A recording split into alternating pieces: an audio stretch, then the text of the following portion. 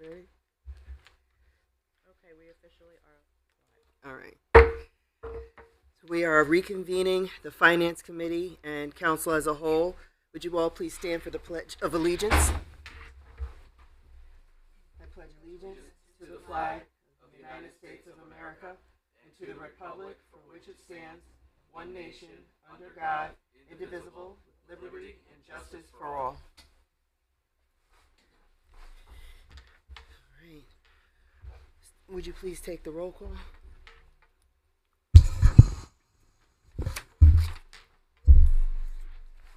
Councilwoman Melly Garthwaite.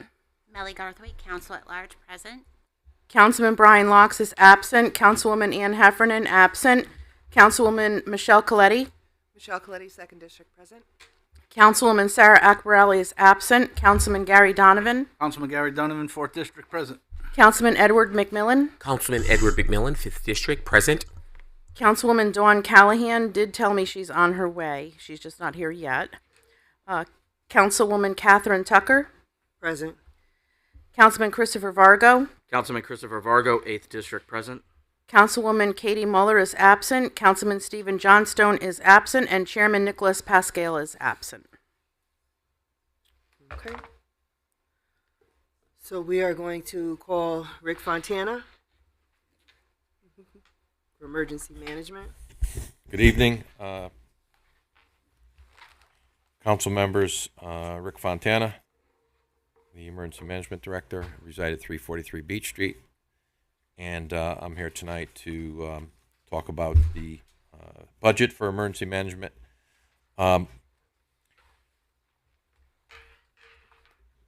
It's a little bit different. It's a little bit newer. You'll see that there's a significant increase in emergency management, but it's very easy to get a significant increase when you go from zero. So we're looking at a baseline of funding of $31,000. This is really a very small amount to maintain overall department's sustainability. I could tell you that over the past few years that emergency management's been a little bit different. I was hired by Mayor Borer to really bring it to a newer level. My goal here is to be aggressive, to seek out new initiatives, but it does take some funding. I don't have anything in the pipeline as of yet. I was before you a few weeks ago to restore the emergency management performance grants, which are Homeland Security grant funded. There's no financial impact to the city whatsoever, but it does take. There are times where you've got to purchase equipment, whether it be emergency equipment, emergency supplies, different training initiatives, and without a budget, that stuff just doesn't happen. I'm going to have money in the pipeline. I'm not going to have it in July, and this is probably not something that will be an every year occurrence. But starting off at zero, it's very hard to sustain emergency management the way I want to sustain it and the way you want me to sustain this. So, just as in the last 2 weeks, we've put in a grant for $2.3 million, a congressional directed spending grant. We typically don't do that. It's for emergency management to full renovation of the Emergency Operations Center. I'm not used to what I see downstairs. I want it to be more user friendly. I want people to be there. If we're managing a storm, if we're managing a large scale incident, I want people to be comfortable there.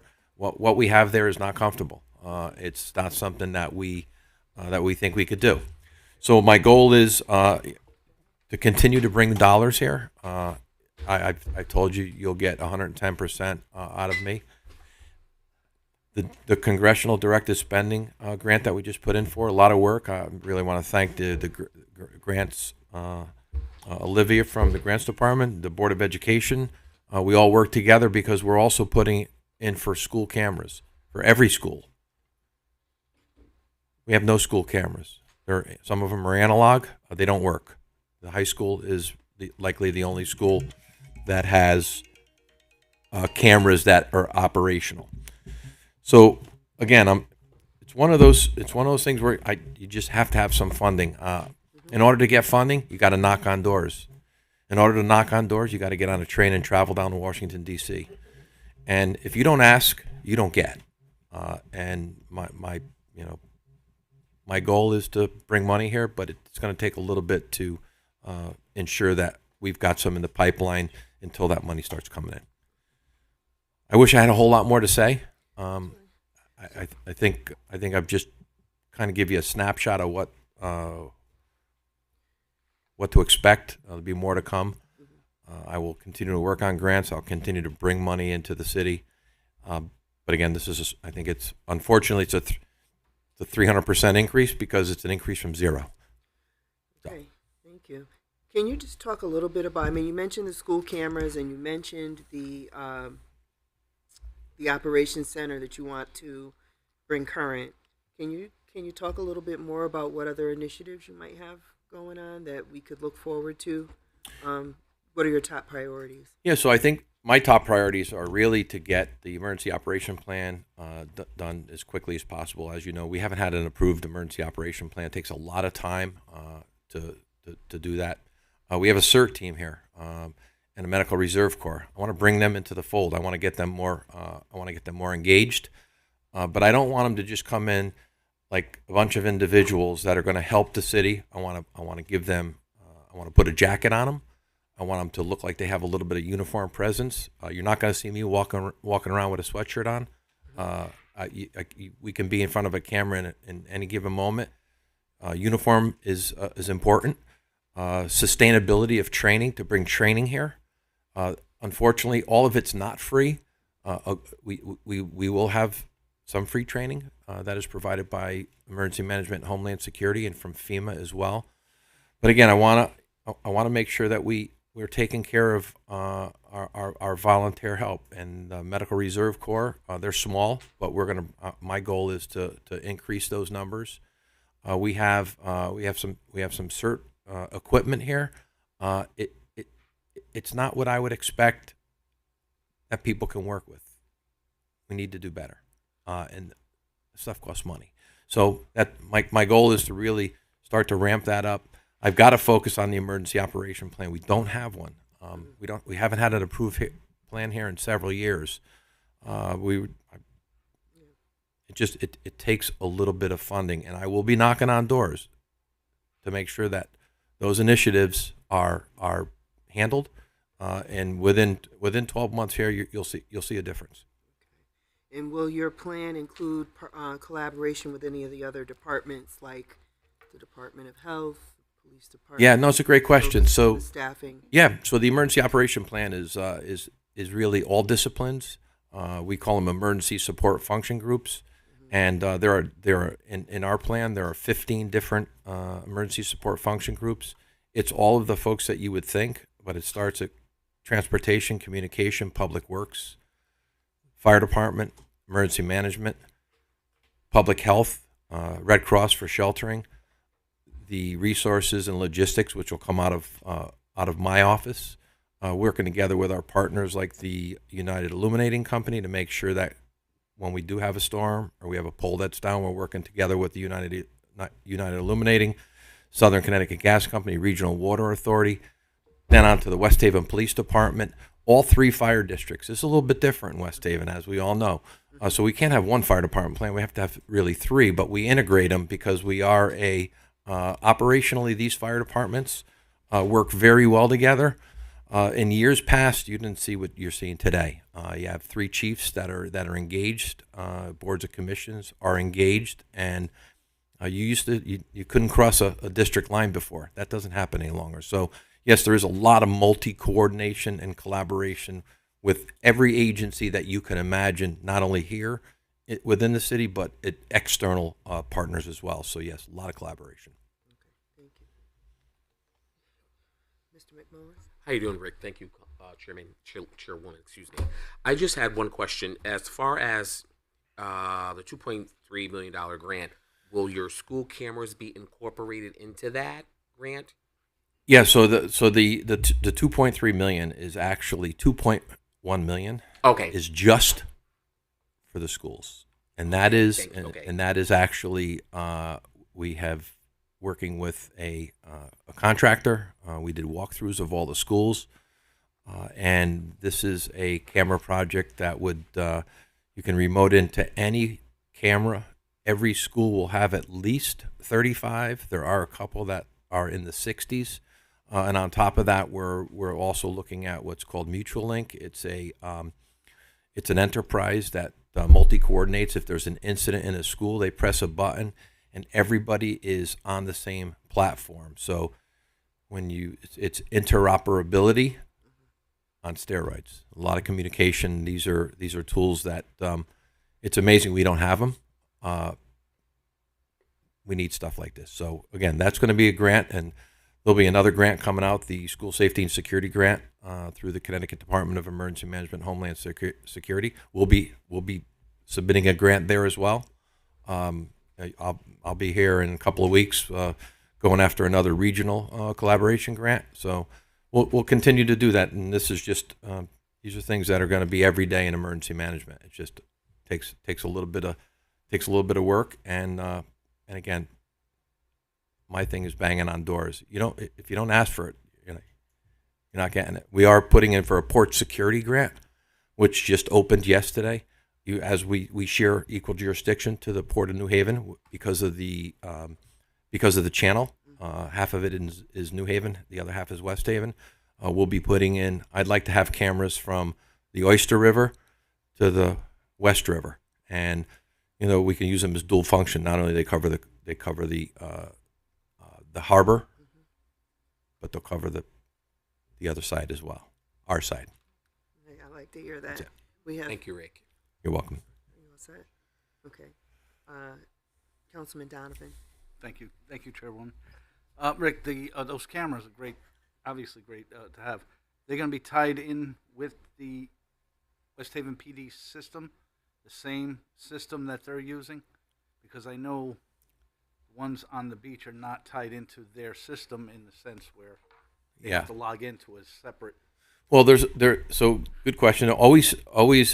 So I would love there to be one system. Okay. Unfortunately, it already started as two systems because the Board of Education has linked in the West Haven school cameras, the West Haven High School. We met yesterday, and those cameras down the beach will be able to be logged into next week by the police department. We're putting 3 screens up at the 911 center. All those cameras will be able to be viewed. If you were not made aware, we were able to see. We have not only cameras, we have license plate readers. So we were able to get each license plate that was in that area.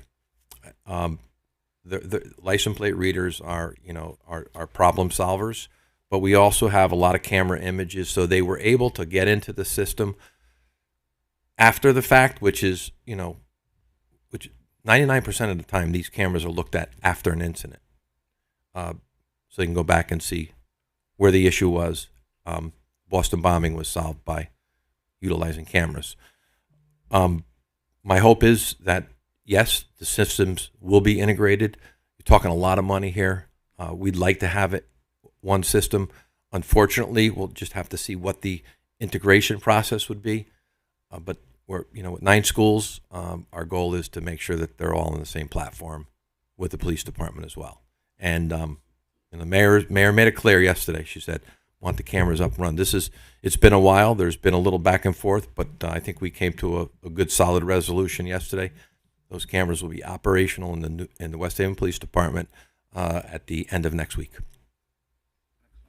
And just one last comment. I've said it before. Glad you're here. I really am. Your knowledge and what you've done with New Haven and throughout your whole career, I think West Haven definitely is going to benefit from that. So, thank you for. Thank you. I appreciate those words. And I'm sorry if I say New Haven is. You're you've been in one place for a long time. It's tough to. You'll change that. You'll be a Westie again. That's all right. I called Mayor Elicker, Mayor Boer before, so it's okay. You all set, Councilman? All right. Councilwoman Heffernan. Rick, the cameras that are down there now. Hi there. Sorry I was late. Good evening. they said that they could see 2 miles out. Is that the case? Well, That's what they said. I mean, at one of the meetings, I'm pretty sure they said that. Yeah, I got to be honest with you. We have cameras that we had installed on East Rock, and I could see a license plate on the Q Bridge. So yeah, the PTZ capability of the cameras now, it's unbelievable. And so yes, will you see 2 miles like perfectly? No. That's one thing, but I will tell you, the technology has come so far where it's all digital and it's not analog any longer. So yeah, there's a real good capacity, capability, and with distance. So those would be supplemental to what you're talking about adding for the channel and the harbor. Yeah, like I said, my goal is to start. My goal is to start at Oyster River. That may be a little bit of a challenge. I may have to come down to the Cove River, but I think when you look out into the water in West Haven, you look out between the center break wall and the west break wall. You'll notice on many occasions you'll have tugboats that are moored out there. They have a mooring out there, so I think it's a good enough reason to make sure that if we have a storm and we have a tugboat out there or we have a barge out there, I want to make sure it's not coming where it shouldn't be. Anything can happen. My goal is again, I would love to get it down to Oyster River, but again, it's justification. But it's federal government, and they like dual purpose cameras. So that will be my and during flooding, watching rivers, and those are where our flooding comes from between the Cove River and the West River. They're challenges for us. And Old Field Creek. I mean, these places should be cameraed. There was at our last meeting. There were people from like right behind the high school. That's the West River. West River, yeah. And well, that's the Cove River Cove behind River, high school, okay. yeah. Oh, West River's down by Oyster River. The Cove River comes all the way from Mulpey Lakes. Yeah, no, I People know. don't realize it's a lot of water run. And they were saying how they're getting a lot of flooding from that now. Yep. That their lands have been encroached. So, anyway, thank you. What's that? Okay. Welcome. Councilwoman Callahan. Thank you, Chairwoman. Hello, Mr. Fontana. It's always a pleasure to see you. Good evening, Councilwoman. I am very happy to back up and ditto Councilman Donovan that we are all happy to have you here on board. It's definitely an asset. I just had 2 quick questions with Councilwoman Heffernan bringing up the cameras because we can't go behind the condos. It's private property with that 2-mile span. Because we know there's a lot of incidents that happen back there at night. We'll be able to still see with those cameras, even though they're not right behind the condos. Do you know? Which condos are you referring to? The West Walk. So I know there's one. They said the last one was at the bathhouse, I think. yeah, I to be honest with you, there are 31 cameras, I believe, down there. I have not had the opportunity to view them myself. So I'd be reluctant to say yes, you'll be able to see with those, but I will. But again, height. You've got to get those cameras to a certain height. There's historical, environmental issues that when you're applying for grants, they don't want you to disrupt the integrity of the historical perspective of things. So without looking at those, I don't have that answer. But I will tell you, if we're gonna want to look at the water, we're gonna pretty much look at everything. There'll be eyes everywhere. Well, that's very reassuring. My other question is, with the water, you are bringing up the water a lot. What do we have as far as security for our town if something was to happen in the water? We have police units that are water accessible, or do we have that type of thing? It's actually fire. So okay. The West Haven Fire Department and the West Shore Fire District. So West Haven Fire Department has a 32-foot response vessel that's at the dock at the old West Cove Marina, City Point Yacht Club, and they respond to incidents. The West Shore Fire Department has a boat that comes right out of their headquarters station on Ocean Avenue, and it has wheels on it, and it's not like it's pretty state of the art.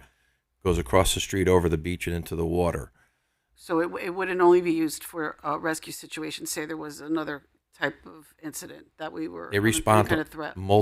they respond to multi-level incidents. That's what that both boats were paid for by Okay, the Federal Emergency Management Agency. So Good to know. FEMA paid for both of those boats. good to know. Thank Yeah. you. You're welcome. Thank you. Thank you. Councilman Bargo? Thank you, Madam Chair. Thank you, Rick, for coming, and welcome back to West Haven. Thank you. What's your department staffing levels? Is it just you? So you're looking at it? I'm looking at it. Yeah, I actually at some point I will be putting a deputy on, and when I do that, what I'll be using will be the Emergency Management Performance Grant funding to do that. It will not be in front of you to say that it's part of the budget. But when you're asking someone to come on and fulfill that duty, it's reasonable enough to expect a stipend, and that would be my goal, to have another person here. I also will be bringing in an intern to help with, again, when you're writing grants, interns. We have the University of New Haven right in our backyard. They have a master's degree program in emergency management. They have fire science. They have criminal justice. Those guys are good. Well, and, I and they're asked free, because and they're free. I asked because you've got a great list of goals. I just think it's a lot of work for one person. So I would hope that you would have the support behind you to make those initiatives come to life. So I was just curious how that was going to work. What kind of EOC upgrades are you looking to have, and what timetable are you looking at? So the congressional directed spending, which is the grant that we just applied for, it's actually a 2025 grant. And I put in $235,000. I had folks come in and do some analysis on what we need to do in the Emergency Operations Center. It's not the perfect spot, I will tell you. The basement of City Hall is not the perfect spot to have an Emergency Operations Center, but it's what we have. Part of that will be to have a backup. My backup location would likely be at 200 Sawmill Road at the police department, but that would be a backup. My goal is I really have to do heating and air conditioning in the basement. The 2 units that are there are over 20 years old. Remember, in 2005, when the 911 center moved out of that was the old 911 center in the basement, they really haven't done a whole lot. Most of it down there looks like 2005. And they've bought some additional equipment. They've bought some computers and some screens. Those are outdated already. The computers are just, technology moves, in a 3 to 5 year span very easily.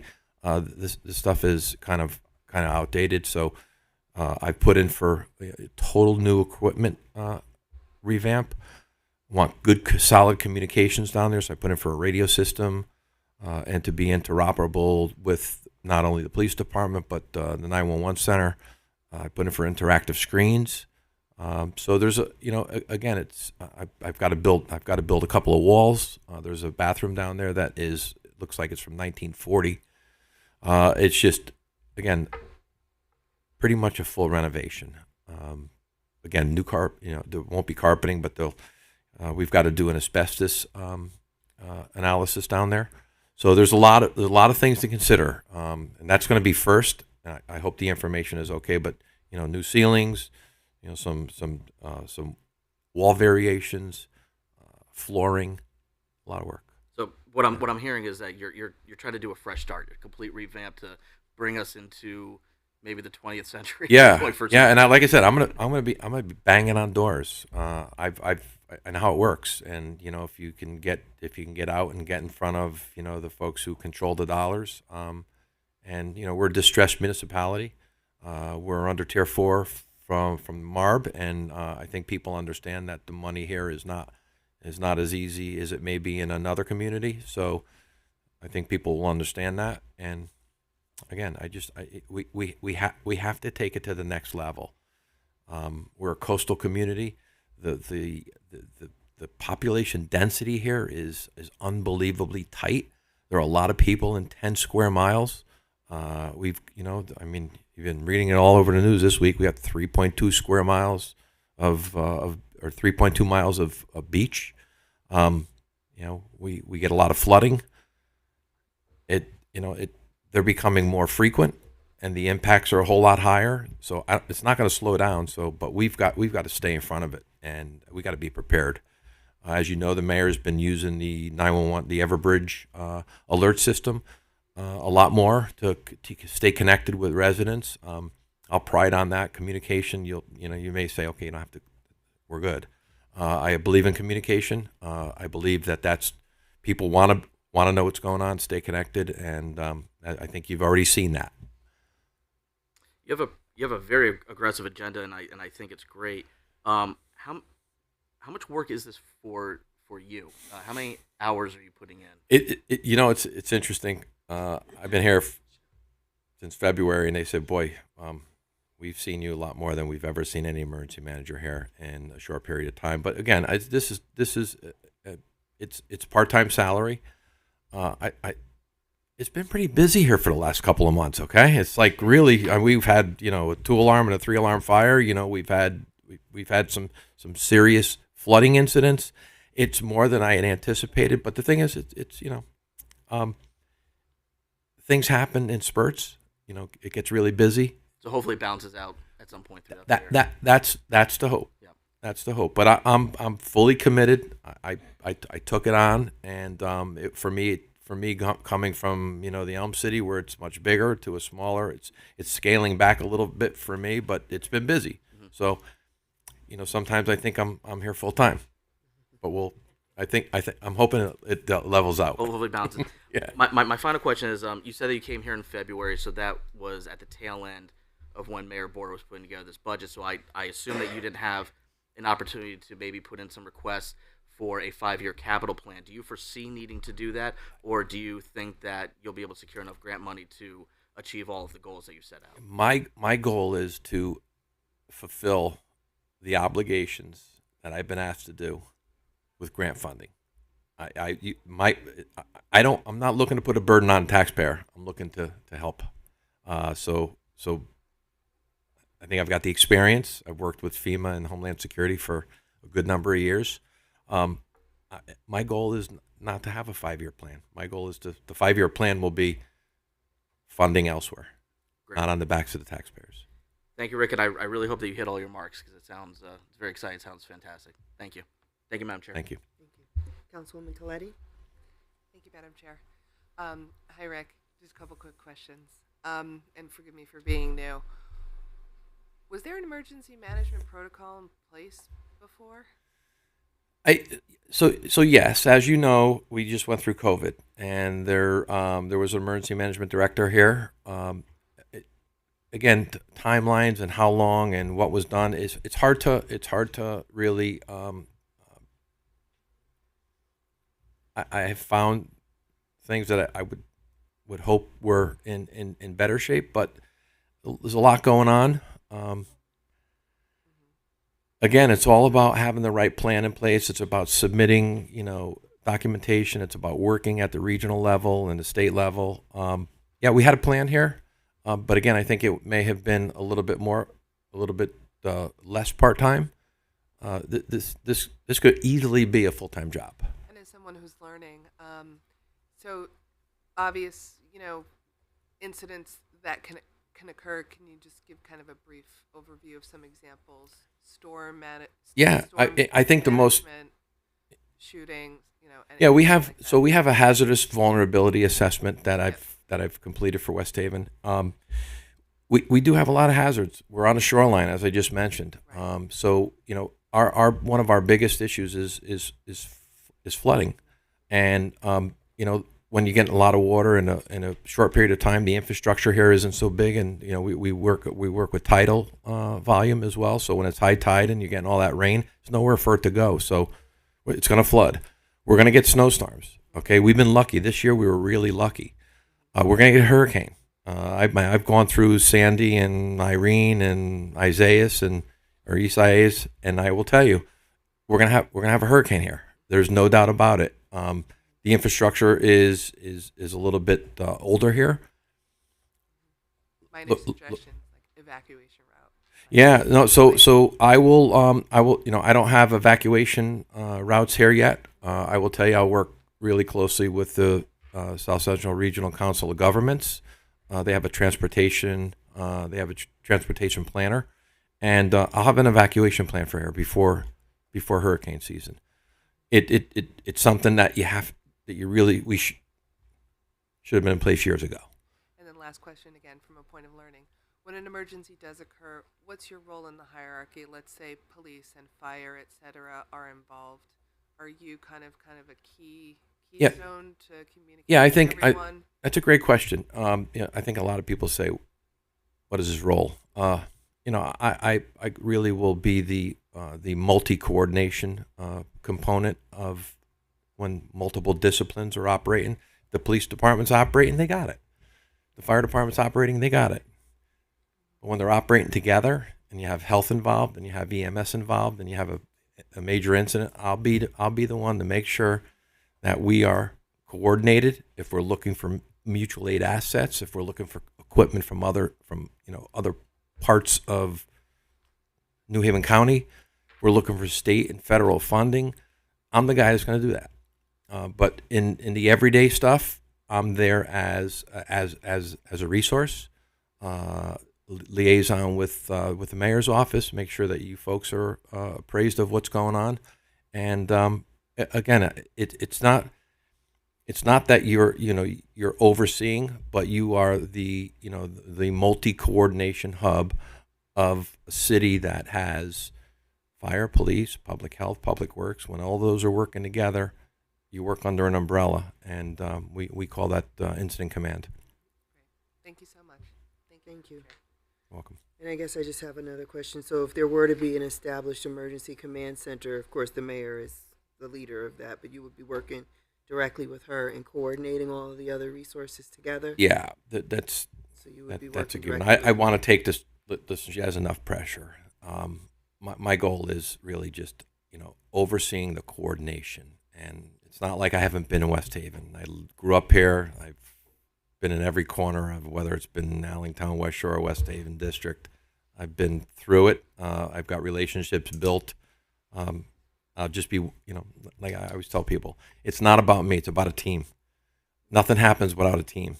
And when you look around this city, teams are pretty damn good. Look at Monday night. You saw what could have been a whole lot worse.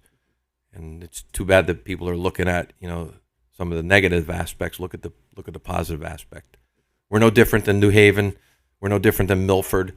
Now we are. We can close our parks and beaches at sunset.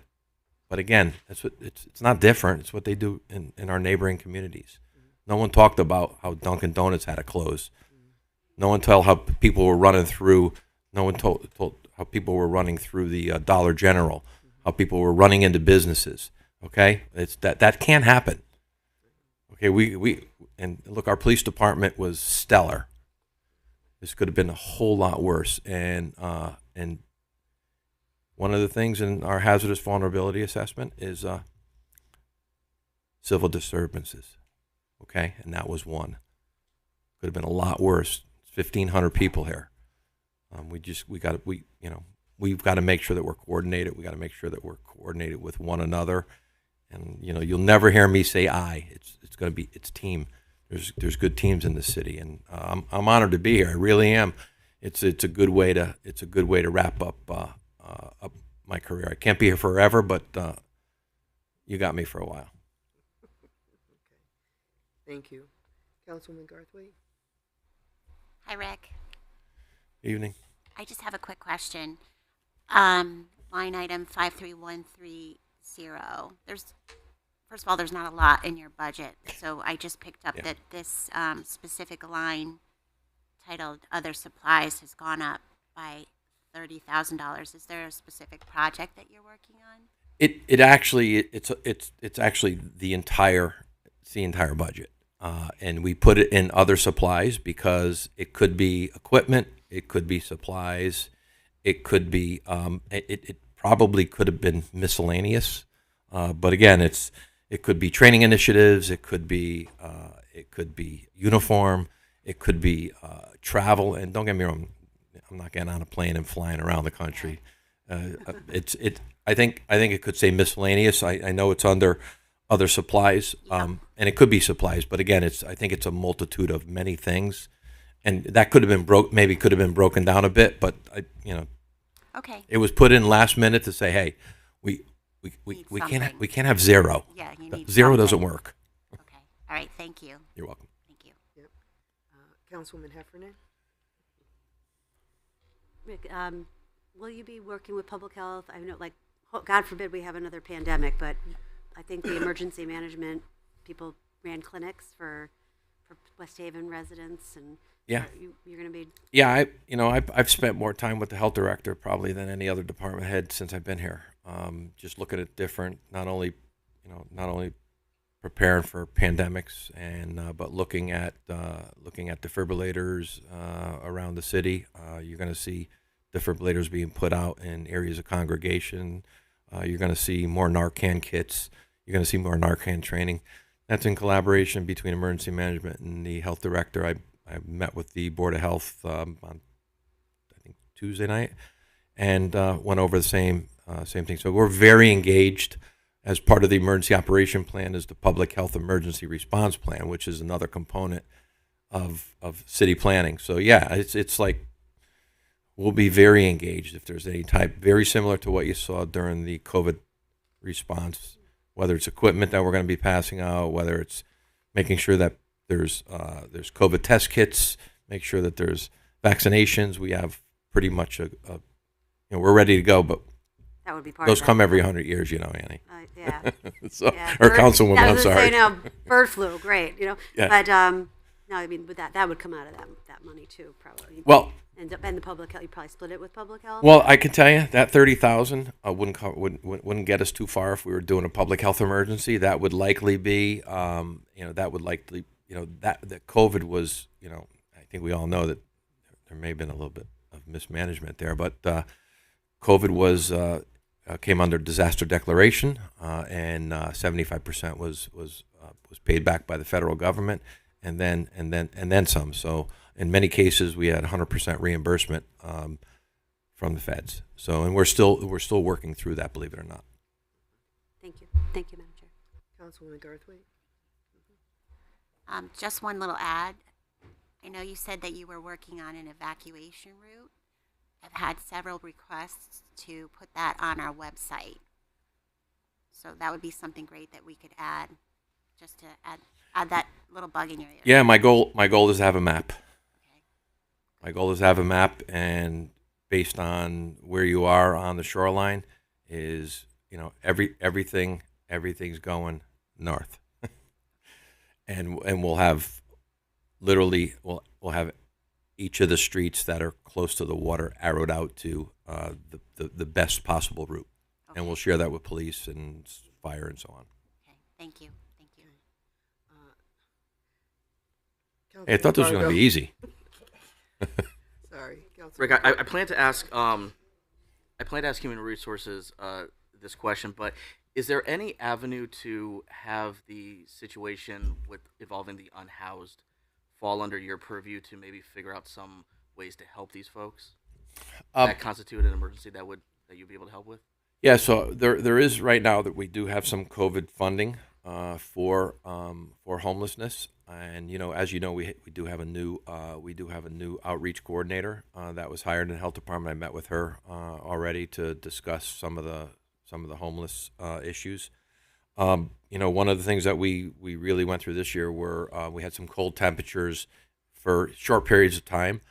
This is the first time in West Haven's career that they did an overnight warming center for homeless.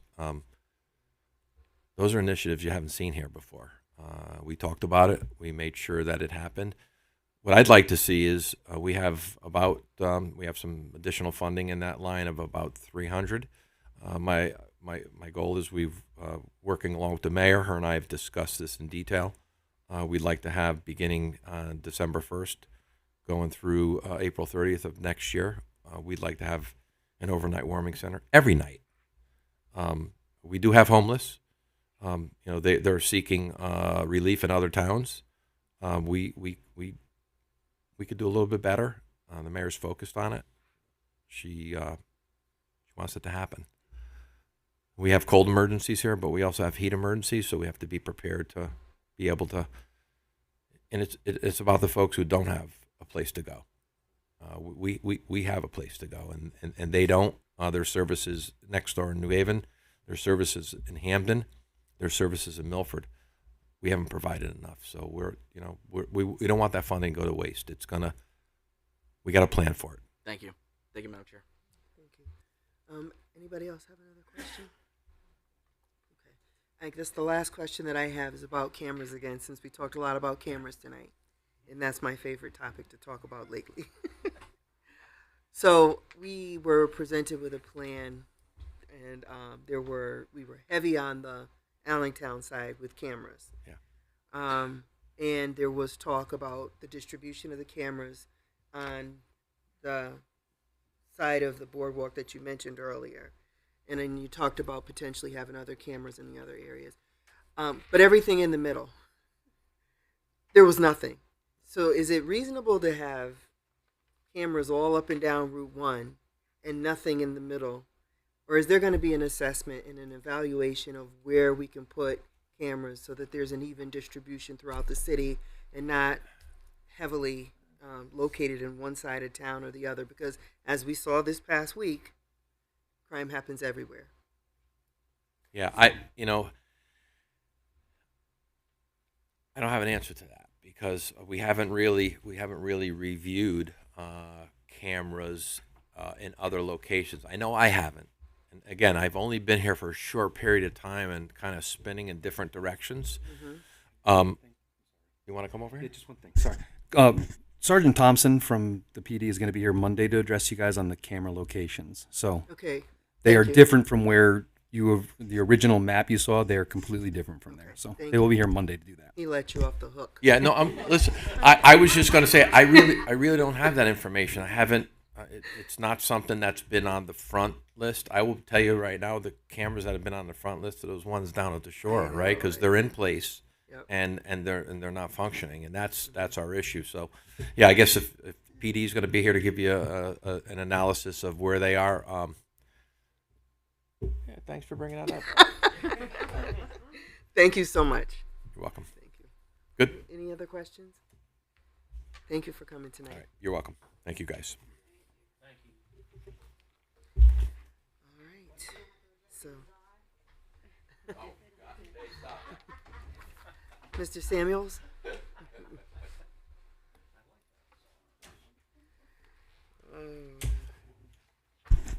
Welcome. Hi. Hi. So,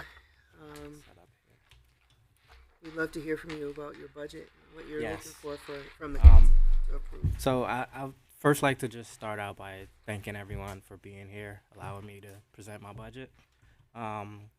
Secondly, I want to make sure I'm not too loud. Secondly, I want to express my gratitude to my team, my IT team. What I've realized over the past 3 years is that if you don't have a solid team, if you don't have a solid team, you can't get anything done. So I just want to, again, just thank all my team members, all the additional personnel who has seen the vision from the beginning. Secondly, I want to start by discussing the accomplishment that my department has accomplished as a whole in the last year. Third, I want to outline some of the goals we have set for fiscal year 25. And fourth, I want to explain the reason for my budget increasing. And lastly, I'm gonna be able to answer any questions you guys may have. So in terms of accomplishments, recognizing the increased demand for bandwidth, last year, the city underwent a significant upgrade. This upgrade included 20 locations throughout the city, which included sites here inside City Hall and sites outside of City Hall. And what that entailed was we upgraded our circuits from 15 meg circuits to gigabyte circuits and 10 gigabyte circuits. So as everyone here probably know, data is a big thing, right? And in order to push that data, you need the pipeline to push it. So we've future-proofed that for the city for the future. Another thing I want to shed some light on is our ERP solution. This is our financial solution. We've upgraded that last year as well. That was also a big upgrade. So I'm happy to say that, you know, we were successful at doing that. Thirdly, I want to shed some light on cybersecurity. As you guys know, Whittlesey, Marb actually engaged us with Whittlesey to assist us in some of the areas that, you know, I really needed some help in. And so I want to thank Whittlesey, and I also want to thank Kim Kennison on what it is that she has done for us. So we have remediated every single hole that was in our system that they presented to us. So I was happy and grateful for that. Again, I could have never done it without my team, right? The other project we worked on last year was we replaced our firewalls. Replacing our firewalls, we've upgraded to next-gen firewalls, which has future-proofed our systems again for the next 3 to 5 years. The other accomplishment I want to talk about is we've introduced a cloud-based solution for maglocks within City Hall. That was a successful project. We've done it just in IT for now, but we plan on expanding it throughout the City Hall building itself. Third, I want to talk about the probate court. Probate court has been on an old analog system for a while. It sounds like they were trying to get off that system for, I want to say, about 10 years. So we were able to migrate them from the old analog system that they're on onto a new digital system for their phone system. So that was a big accomplishment as well. I'm also proud to announce the redesign of the city website. That was a big thing as well. And I just want to thank all the stakeholders that was involved in seeing that vision as well when it was presented to them, and just following through and executing that plan as well. And lastly, I just want to talk about, although we're struggling to hire a network security engineer because of salary, we were successful at getting an IT technician who was hired the fourth quarter of last year, and he's done an amazing job since he's been here. He actually came in and hit the ground running, and you know, I'm happy to announce that as well.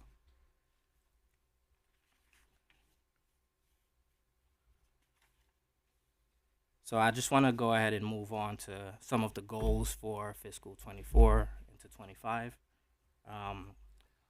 What I want to try to take a look at in fiscal 25 is how do we reduce the cost of our wireless cellular users. So I want to see if, one, I can potentially get an analysis done on that, or two, just start looking at other companies such as Verizon and try to move away from T-Mobile. I feel that Verizon is a more stable platform, especially when it comes to emergencies and prioritizations.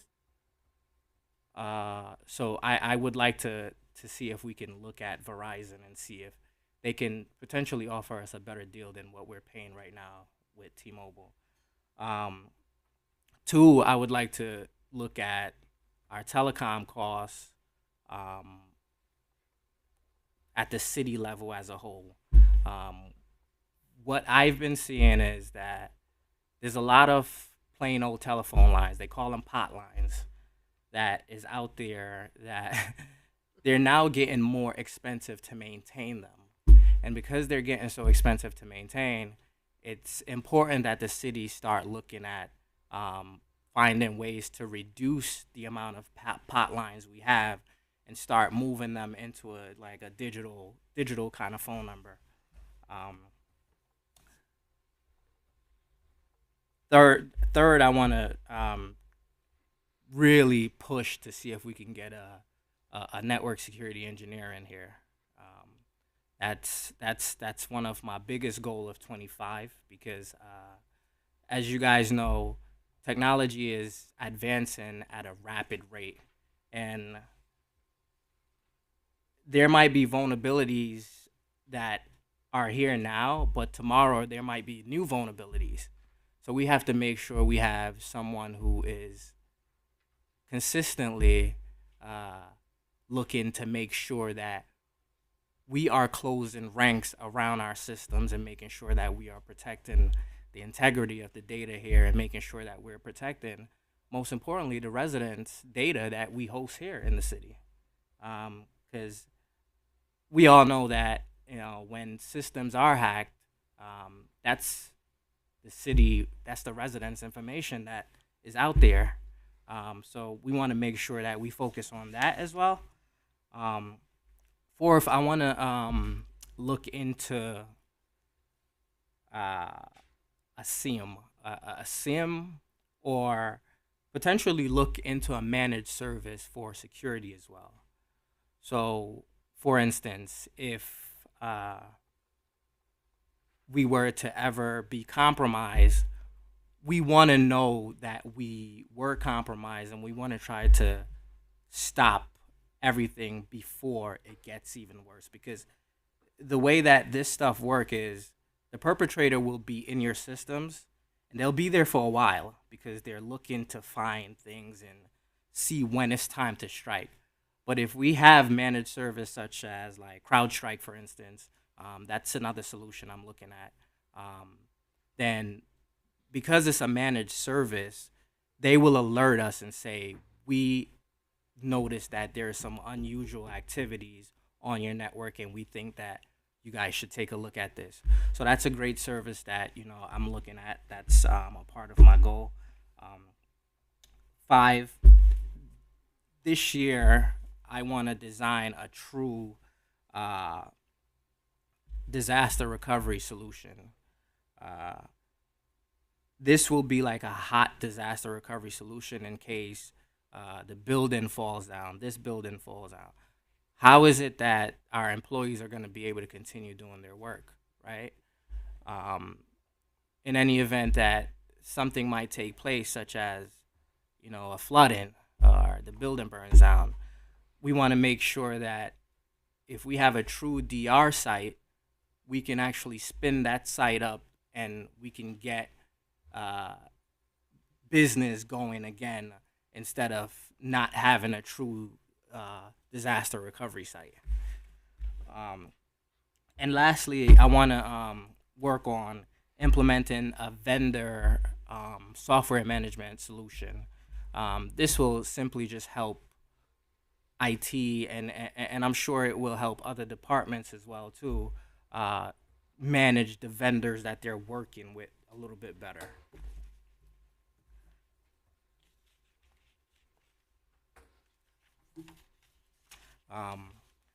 And in terms of the budget increasing, The main reason for the increase of the budget, what I've seen in the industry, is software costs is going up, along with everything else. Software costs is going up, hardware costs are going up, chip costs is going up. So this is the main reason for the increase of the budget.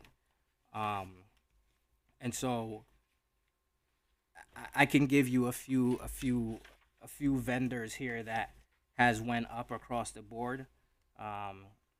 We have QDS has went up. Microsoft 365 that we all use, which is license based, it's proprietary license. The cost has gone up to be able to use those kind of services. Solutions like QDS, reason for them going up as well too is they have to host our information somewhere, and because it costs them to host the information in their data center or wherever they're outsourcing the data center to, they have to increase as well.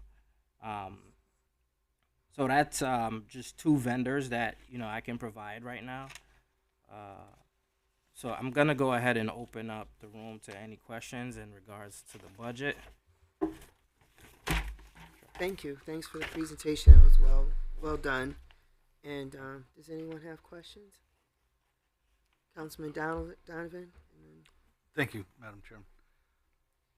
How you doing, Jermaine? Good. How you doing? Good. First of all, I want to thank you. Anytime I've ever come to you, you've taken care of my issues with no problem. All right, so I see you in the budget here, no longer looking at a director. Got rid of the director's job and we got a manager's job. Is that? No, it's actually the other way around. It was originally supposed to be a director position, but it was a manager. I think it was an outdated position that needed to be upgraded. So this is why we added the IT director position in there, because as head of IT, we wanted to put in a That's what you're level. requesting, correct? Correct. And So the IT director position does not exist in the 1103 union right now. They're doing a collective bargaining, and I think that's going to be one of their. So while we zeroed it out on our mayor's recommended because there is no IT director position in the union, we do budget in our contingency for contractual increases or collective bargaining increases. So should that go through, we will be able to cover it through our contingency. But that's a collective bargaining thing, not a budgetary thing right now. Rick, what shouldn't that have been at least in the recommendation though? Well, we don't want to budget for that and the 100,573 if we're not going to have to pay it. Oh, I got you. No. Because the IT manager position, it's So we won't know that until the collective bargaining goes through. But and it won't affect. it won't affect budget. the mill rate. It won't affect anything because we budgeted in our contingencies for increases in 1103 because we know the CBA is coming up. It has to come up before their contract expires June 30th. So Gotcha. it's hard for us to budget in the recommended budget for any. We put the contractual increases in the budget, but we don't know if there's going to be position changes. So we put that in our contingency and then we have it available. Okay. Oh, my time's up. Sorry. Your 5 minutes is up. The other question I had is, you have a technician. Thank Right? you, You Rick. had a technician as well, I have a technician, yes. and you had one last year as well, right? I have an infrastructure supervisor. Because it looks like the pay doubled, but is that because That's because same that, issues because you didn't have it in the last budget and that that's because that position actually got filled in the last quarter of last year. right. So now that's what I mean. So we budgeted. The last council budgeted You because budgeted for a half a year because you didn't Half think a it was going to year, be done correct. until Yeah. I just wanted to clarify that. That's happened a lot. So Yeah. we're going to see that a lot. And that's why we'll question that a lot as well, just to make sure that's what it is and nothing more. I won't. I'm sure everybody else has got questions, so I'm good for now. Thank you, Madam Chair. Thank you, Jermaine. You're welcome.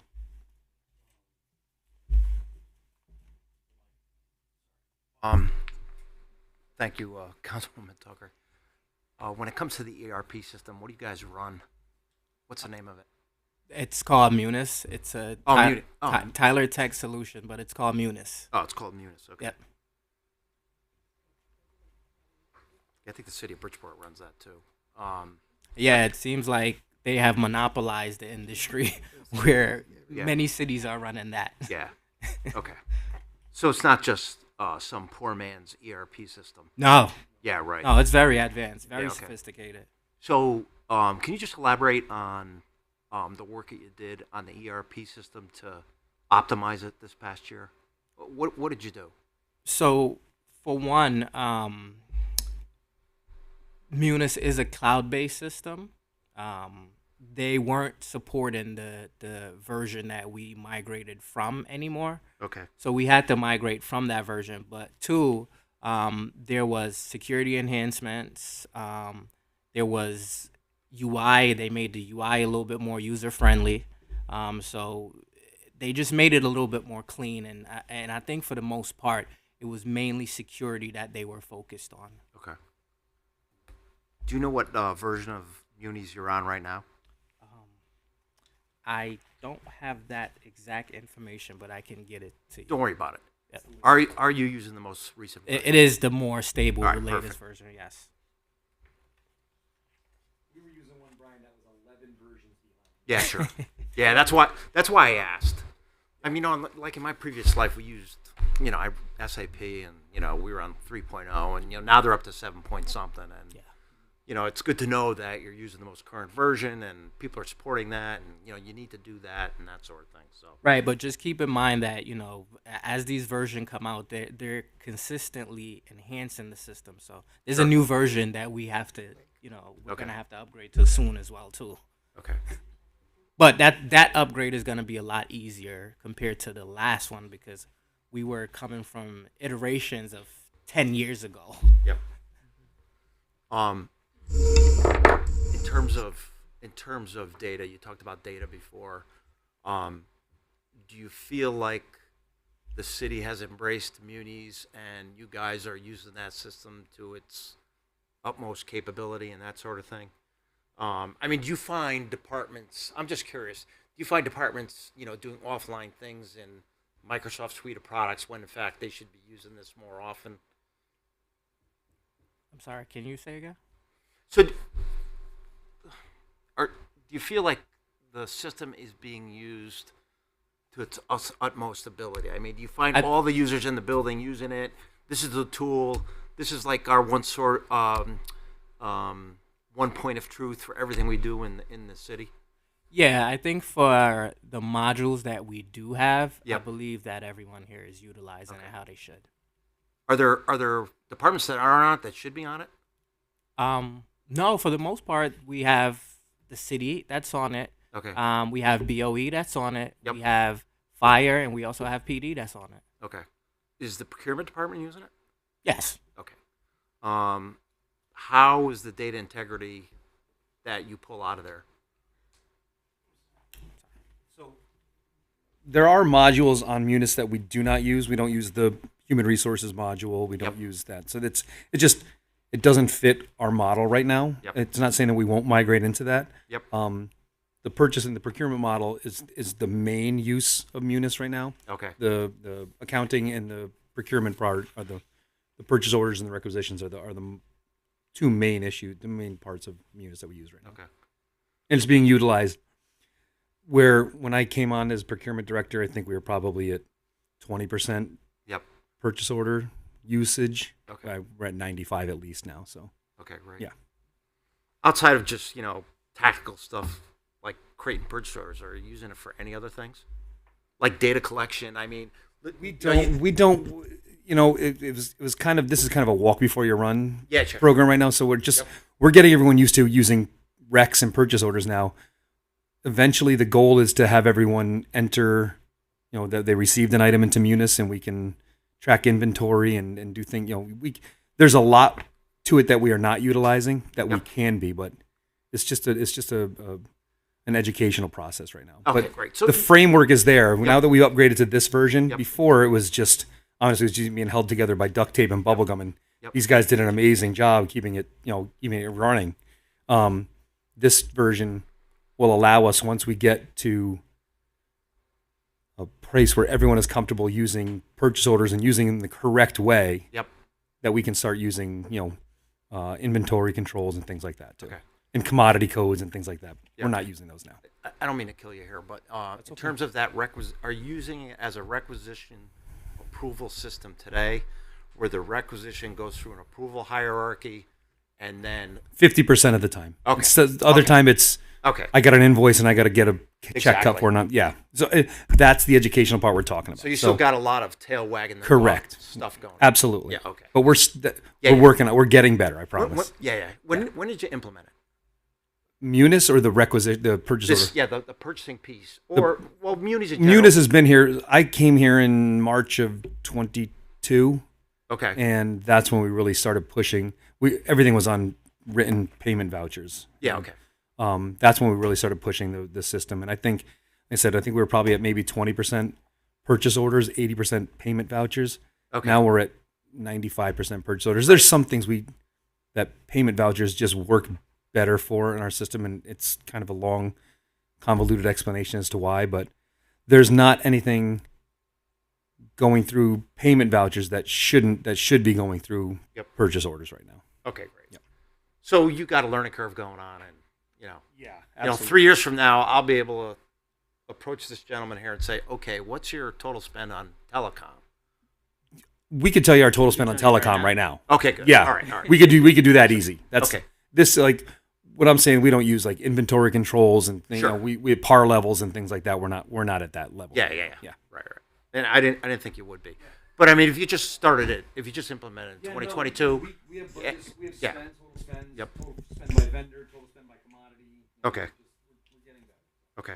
I just have a bunch of questions, and I'll go quick. And the website upgrade, that was awesome. Thank I mean, I thought it looked phenomenal. I was like shocked when I saw that come up. I was like, oh my God, this is great. So I thought that came out fantastic. Thank you. When it comes to POTS lines, how many do you think you have? That's the reason why I said that it Okay. would be important if we get an analysis done, because it's a lot. It's a lot. Yeah. So that's a big opportunity. It is it's a great opportunity for a lot of cost savings. That, Yeah, exactly. We can Wow. bring back Yeah. into the city. Yeah. Yeah. I mean, listen, I worked on a POTS line conversion. Oh, it was rough, but it was very successful, and we saved a boatload of money. Yeah. And it was for it was a Global 2000 company, Mhm. and they had a facility here in Connecticut. We converted all the POTS lines over to fiber optic and voice over internet protocol. Voice over IP. So I know for a fact that and that's probably not something you can do yourself. No, I can do it myself. Oh, you can? In my previous Okay, good. career, I was a voice over IP engineer. Ah, so you and, know. And I've converted POTS lines to what's called SIP phone lines, which is SIPs, yes. Session Initiation Protocol. And Yes. you traverse the telephone number across the internet. And I've been able to do that across the United States with the previous company I worked for, which was Herman Miller. So we don't need a third-party provider. Because I was going to recommend one. I know one. So you know it, and you can do it. You speak the language, obviously, and that sort of thing. So there's a big opportunity there. And then the only question I had is, since you know about VoIP and SIPs and all that other stuff, is there an opportunity with the providers, and you might know this because I'm not exactly sure, to look at, from an RP savings perspective, the POTS lines as well as your cell phone uses that you use and that sort of thing? I mean, is there a larger leverage opportunity there, do you think? I think sometimes some of these telecom companies will partner with like Verizon or partner with like T-Mobile, and they could potentially have some deals there, but that's a matter of, just asking the question. Okay. It's great to hear. Yeah. Last but not least, is there a UPS system in place today for you to implement a business continuity plan as it comes to, your technology and your cell phones and all that other stuff? So within this building, we do have a UPS system. Yep. If we do lose power, which will keep our servers running for a period of time until they shut down. Okay. Because as we all know, you can't just push a button and shut a server off. You're Right. you're gonna break something, right? So as of right now, we do have that. Okay, great. Last but not least, and I'll leave you alone. All good. What's the vendor management solution you're thinking about? I mean, what is that? What are you thinking?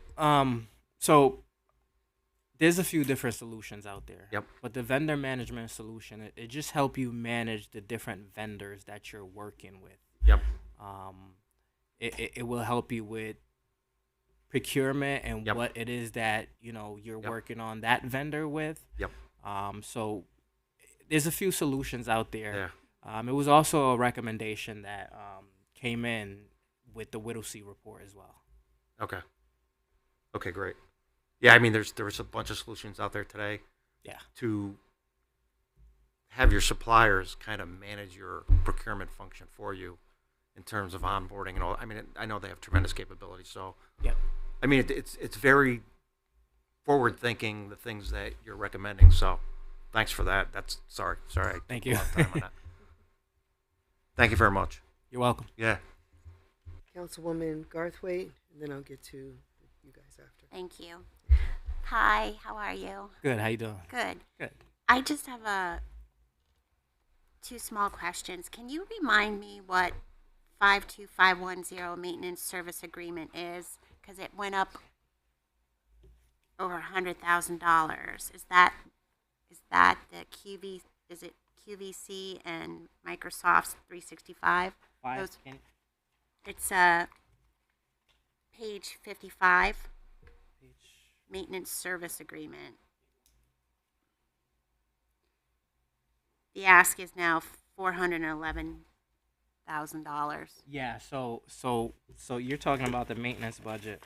Yeah. So yes, I can explain. Okay. So that's a combination of QDS, QBS. Microsoft, Civic Plus, who hosts our website. What is that? Civic Plus. Civic Plus. And then the cost that has really drove things up is Tyler Tech Munis. Inside this maintenance budget, that's one of the bigger costs for the ERP solution we have. Okay. And then just a small little nitpick. On line item 52460, outside data processing, I remember the first year I was on the council, you also had this, and every year you have the $6,000 sitting there, but it's never spent. What are you? So what outside data processing equipment is really used for? It's used for instance, we've been decommissioning a lot of our older equipment, right? But when we decommission those equipment, we need to be able to destroy like the drive, right? Mm-hmm. And because we need to destroy that drive, we have to send it out to a company, like an e-waste company, to make sure that we get the certificate from them stating that we've destroyed that data so nothing can come back and potentially harm the city. Okay. So we haven't done that. We have been doing that, Okay. yes. It's just not spent. That's why I'm. So Yeah, it keeps showing 0. That's why I'm.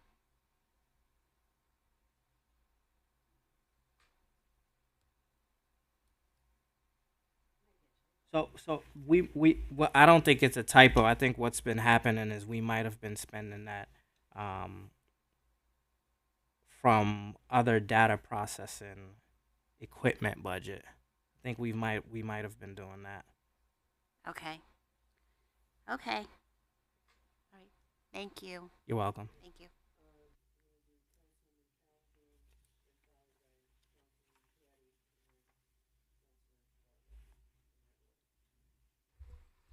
Hi, good evening. How are you? Good. How you doing? I have to say, to ditto Mr. Councilman Locks, that the website is very well done. I mean, it's easy to. You're so intelligent, but for somebody like me, just when I want to just find something, it's very, very user friendly, I should say, easy to navigate. So Yeah, well that- done on that. that was Real, what we all one were simple going question. I for. only have one. Is just Sure. the overtime. So once you fill those other positions, do you think that might go down the overtime? Because is the overtime is So- part of those being vacant? No, so well, part of that, yes, but what we have to understand is that when it comes to IT, a lot of the maintenance on upgrading the systems have to take place outside of business hours, Correct. right? And because of that, we wanted to make sure that we have enough overtime there to make sure that we can cover and we're not in the rears, because it looks like that happened in the past fiscal year, the current fiscal year that we're in, and we want to make sure that doesn't happen again. Oh, I see. Because it was 10, and then it's up to 20. Yes. Yes. We've increased it. Okay. Yep. All right. Thank you.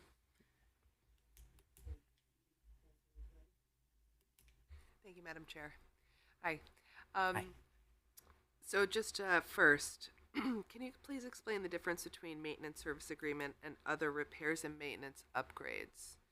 So 52510 versus 52570. One is the secondary is 50,000. Yeah, so maintenance service agreements is pretty much all the operating expense that we have to pay on an annual or on a monthly basis. For the other repairs and I don't maintenance, want to interrupt. That's not software licenses, right? That's not software licenses. this maintenance, yes, it is software licenses. So there's as a well. third line item for software licenses as well.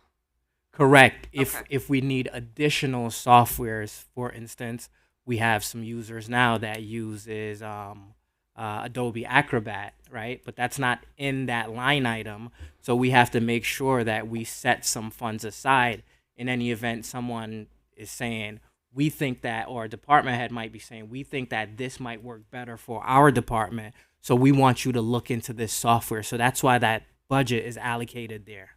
Got it. Okay. And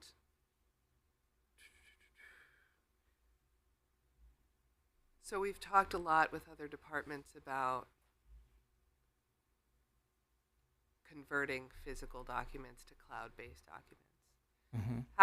How involved are you with all departments in that conversion process, if it happens, or is it typically always a third party that we look to do that? So it is a third party. However, I am involved. This is probably leading up to Mitchell Humphrey. That's a solution that we're looking at because we want to digitize a lot of what they do have. Sorry, just pause real quick. Rick, you had mentioned that that was strictly kind of limited in our discussions to permitting, but you're saying it could also be conversion to digitization. the documents. that's another aspect. Okay. You'll see there's multiple years for that project in the capital plan. Right, yeah. I'm sorry, Rick, can you just step to the podium when you speak? Thank you. Because we want to get you I on apologize. tape. And so, 'cause Yeah, we're so you'll streaming. see that there's multiple years in the capital non-recurring budget for the Okay. Mitchell Humphrey program. So it's digitization, it's online permitting, it's creating different department modules within that software system. So we're going to start with the building department because that's our biggest permitting area, Got it. and then build out from there. So the software is kind of like it grows with you. Correct. So the first, the Yeah, you lay a foundation with one Got it. department and just kind of build off of that. Okay. Thank you. That's Thank you. okay. Thank you.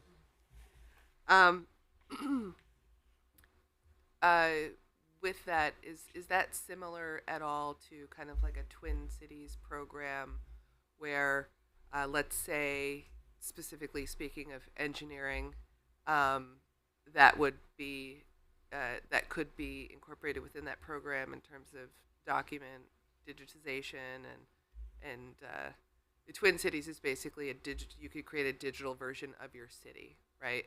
So basin mapping and hotspots, etc. It would all kind of show up as a digital virtual version of your city inside the program. Yes, that's a module that we would have to discuss with Mitchell Humphrey. Yes, Okay. it's an add-on. Okay. And another question. Um, it came up in conversation. Uh, what's the state of the city kind of infrastructure? I'm not sure if this is the right question for you, but the city infrastructure in terms of fiber and or 5G points. So, in terms of fiber, the city is in great shape. I mentioned that part of my accomplishment was upgrading us from 15 megs to gigabyte circuits or 10 gigabyte circuits, but these are all fiber.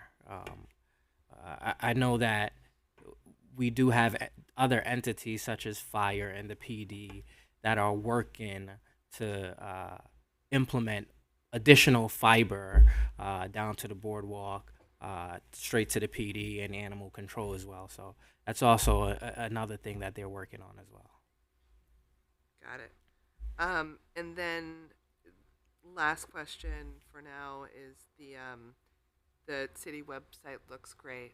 It looks great. Thank you. Kind of as things come up in terms of content updates, is that something that you handle in-house? So again, I just want to thank everyone who was involved in that project. Yeah. But when it comes to upgrading content on the site, should be directed to Mike Walsh. He's the one who handle most of the communication. Okay. That's it for me for now. Thank you, Madam Chair. Thank you, Jimmy. Thank you. Councilman Vargo. Thank you, Madam Chair. Questions on a couple of different areas. Going back to the vendor management software, can Munis not be leveraged for something like that? Is it not an all-in-one solution? Munis is an all-in-one solution. I just don't think they have a vendor management module. Okay. Going up to the staffing, how long has the IT network security engineer position been vacant? That position has been vacant for, I want to say, going on 9 months. 9 months. Yes. Have you had a few interviews in that 9 months? I have had interviews. The problem is we're not getting the qualified folks that we need. We need subject matter experts when it comes to networks, building networks, and when it comes to protecting the network and protecting, data. What we've seen is that folks with those kind of qualifications will apply, but then when we reach out and they might go through the interview process, they are asking for more than what we can offer. So I did request in the budget that we try to increase where the starting point is for that position. Right, because I see for FY23 was at 81. You bumped it up for FY24 by 49.70, and now asking for another 71.59. So, are you finding that the issue with not finding somebody that's qualified is salary driven? Yes. Is 93.129 the ballpark? We should fall right in line in terms of market trends.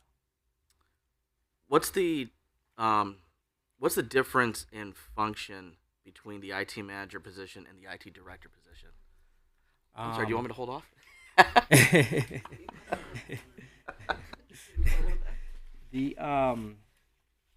So the IT director is responsible for overseeing the IT department, and also the functions of the department itself, the business as a whole, right? Since I've been here, I actually did hit the ground running, making sure that I assumed that role.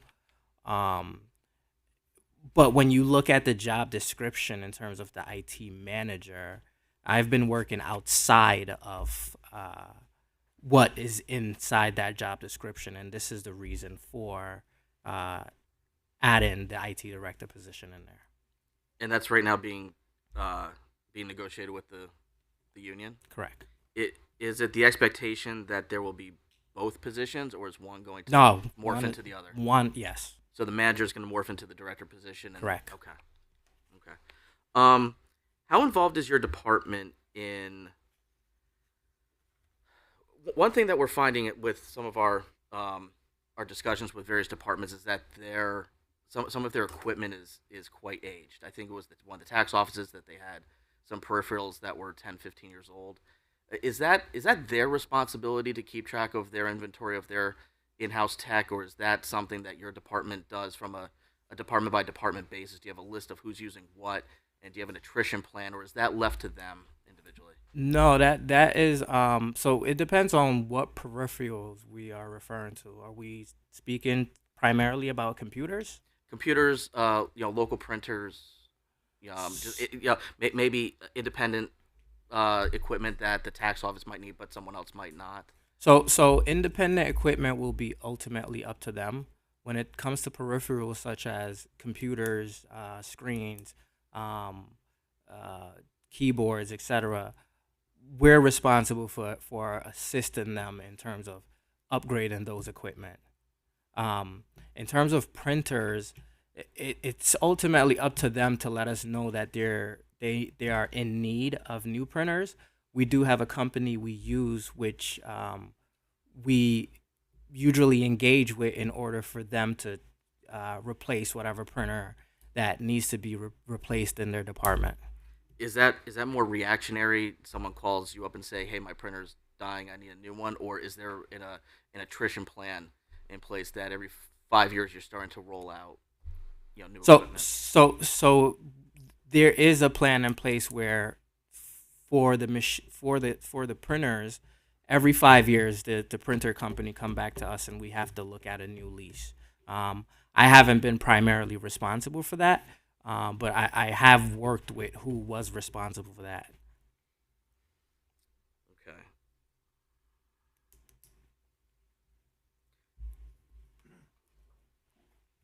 Chris, we don't have a lot of desktop printers. The tax office has a couple things like that, and they're responsible for managing that. The larger printer copiers is on a lease program, and we, like Jermaine said, it's on a managed print system. So they monitor our copies, they monitor our prints. They know larger multifunction machines that you are correct from, and those are an attrition Gotcha. program. Okay, thank you. Going specifically to line item outside data processing 52460. It looks like your office did spend over 121,000 in 21, 19,000 in 22, nothing in 23. Or I'm not sure if there's anything in 23. I'm sorry, what was the line item? 42460 outside data processing. Okay. I'm sorry, 52460. The reason I bring that up is your 3-year average is almost 47,000. 3 years ago, you spent over $120,000. I'm just curious: is six in line with what it should be? Are those years outliers? My guess is that was coded to the wrong. Okay, because to the wrong line. Those are really different numbers. That's my guess. Is that this was before our PO system, 19 and 20s before our PO system came in, and we you can see that we didn't spend any in 23, and so far in 24 we haven't spent any, and it just might be because we go through the checks and we look and it was coded to that before, so we're still coding it to that. So right, because when I see a 3-year average that's 40,000 more than what you're asking for, that kind of sense. No, we went by the last 2 years of zero spend. So, and if this year we start coding things to the correct budget line and they go over, we'll do a transfer from the other budget that was taken from historically before. Yeah, I just want to make sure there wasn't going to be a huge need for that. No. Okay. I think I am set for now. Thank you. Thank you. I have a question about the salary differences between the manager and director role, and I don't know if this is a question for Rick, but I know that this is a position that's going through the process and being evaluated in the contract negotiation process. But I guess what I'm questioning is the difference in the salary, the delta, because it's about $40,000 difference, right? But it's not being accounted for anywhere in the The budget. yeah. So it is accounted for. We put plenty of we put money aside in a contingency fund for salaries based off of when we're coming with a collective bargaining agreement. So that's in a contingency fund that we leave to the side in case collective bargaining does come through. The 144 was the ask from the union, but until it's collectively bargained, we don't know what the final salary is going to be. So the 100 will be budgeted for, and whatever the delta is there, I don't know if it'll be 44. I don't know if it'll be 24. I don't know what it'll be, but it'll come out of our contingency where all the other contractual changes will come from as well. Okay, and then what happens to the budget as a result of that? Like, what do we need to be thinking about as a result of it? It won't change the budget at all. So the contingency is based into the mill. The mill rate is inclusive of the contingency fund. So there won't be any. There'll be zero change to the mill rate. There'll be zero change to the budget on this. Okay. Yep. Anybody have any additional questions? Thank you, Chairwoman. I just wanted to ask you, Jermaine, I thought you said that once you hired the director, the manager position would go away. Did I hear that correct? Yes. Okay. So then there would be a difference, wouldn't it? Yeah, that's what he's saying is that the salary, the difference, the delta, the difference between the two, Correct. would come out of the contingency fund, and the other line item would go away, and that new amount would become the budget line item. We just couldn't Okay. include the I director, got an amount for a director in the budget because that position currently does not exist. This is just showing that there's a potential that, Jermaine put it in there because he knows that the union is going to be going after that position. But the mayor got in and said, we can't put that in the budget because right now that position's Absolutely. not there. So then you're probably gonna get the position if you're doing the work, correct? Oh, yeah, no, I'm this, just this, like. I'm sorry. This isn't a new, this wouldn't be like a posted, well, Well, honestly, I'm just thinking it would if have he's to, already doing the I'll work. tell you, I totally understand. I'll the tell you way how it would doing happen. It would have to post. We would have to post it Absolutely. internally. I don't think anyone but this guy next to me is qualified to do the job. So I think he'd be Okay. the only one that posted for the job. So yes, this is No, just, that's what I'm just like, this you're gonna 140, get the this, job. this IT director and IT manager would just be a change in title for Jermaine. Got it. Okay. Let's just cut to the chase. Thank you, Chairwoman. Thank you. Well, you certainly have done the work, so Thank you. we thank you for what you've done. Appreciate you. Lots of improvements as a result, and congratulations to you. Thank you. Anybody have Thank any you. additional questions? Thank you so much. Thank you. Is yeah, is Mr. Are you representing? I'm gonna start. They're on their way down, so they were. We'll start. We'll present the budget, and if there's specific questions you have for Public Works, then I think Rob and Lori are here to help with that. But I don't really have a presentation for this budget. I think we can just go right into questions if you want. It's fine by me. So. Would you guys like us to wait, or would you like to? Do you want to hear the presentation, or do you want to go ahead and ask questions? Oh no, this is just I mean it's pretty straightforward. It's not that we didn't add any. We added one position for the superintendent of operations was budgeted last year. It did not. It wasn't filled. It has been filled this year. The superintendent of operations. We have a new. Right. We eliminated the 10 hours per week admin assistant in public works because that job was the administrative assistant engineering and property management job took that over. We have a blight assistant taking over for working for Lori. That's a new position. And I think that's it in public works administration for new positions. I don't know if you want to go right through. You want to start with public works administration, and then we'll go to engineering and engineering already did. Then we'll go to vehicle maintenance, or do you want to do the whole thing at once? Yeah. I'm confused about who's in charge of this department. Rob Sandella is the acting. Is that right? Would you like Rob to get I up? would. Yeah, Sure. let him Absolutely. Okay. do his budget since he's here. Okay, let me give you a little something that I made up. Thank you. We're all looking at the same thing and not coming through. I was trying to, unfortunately, I know I don't have enough copies because that's what I was trying to do. That's why I was late. The copy machine wasn't working. So some of you might have to share. Thank you. You know, a copy machine not working. We need one for the. You need one for the file. Yeah. We'll send one. We'll give you one of you. Well, then you're gonna have to use this one then Okay. for you. Want me to make some copies for you now? Do you need my book? No. Actually, yeah, I need one more copy. Can you make one more? Just because Which one? Thank you. Oh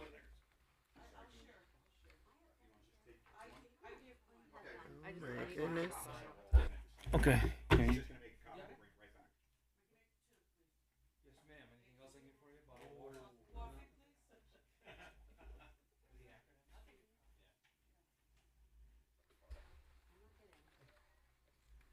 All right.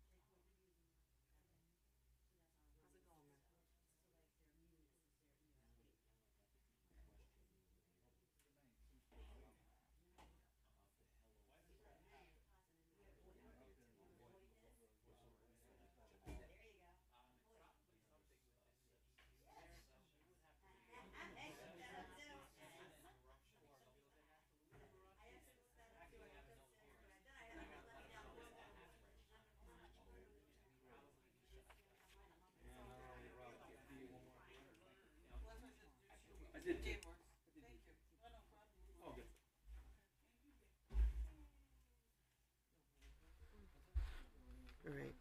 Rob, I guess what we'll ask is that you just go through the budget first and then we'll Sure. ask questions after. Is that okay? Sure. Having sat in your seat, what I tried to do, and I'm sorry if this is awfully close to me, is just kind of the yellow highlights are the real changes in the budget. Pretty much everything we requested was the same as last year, so we really flat funded.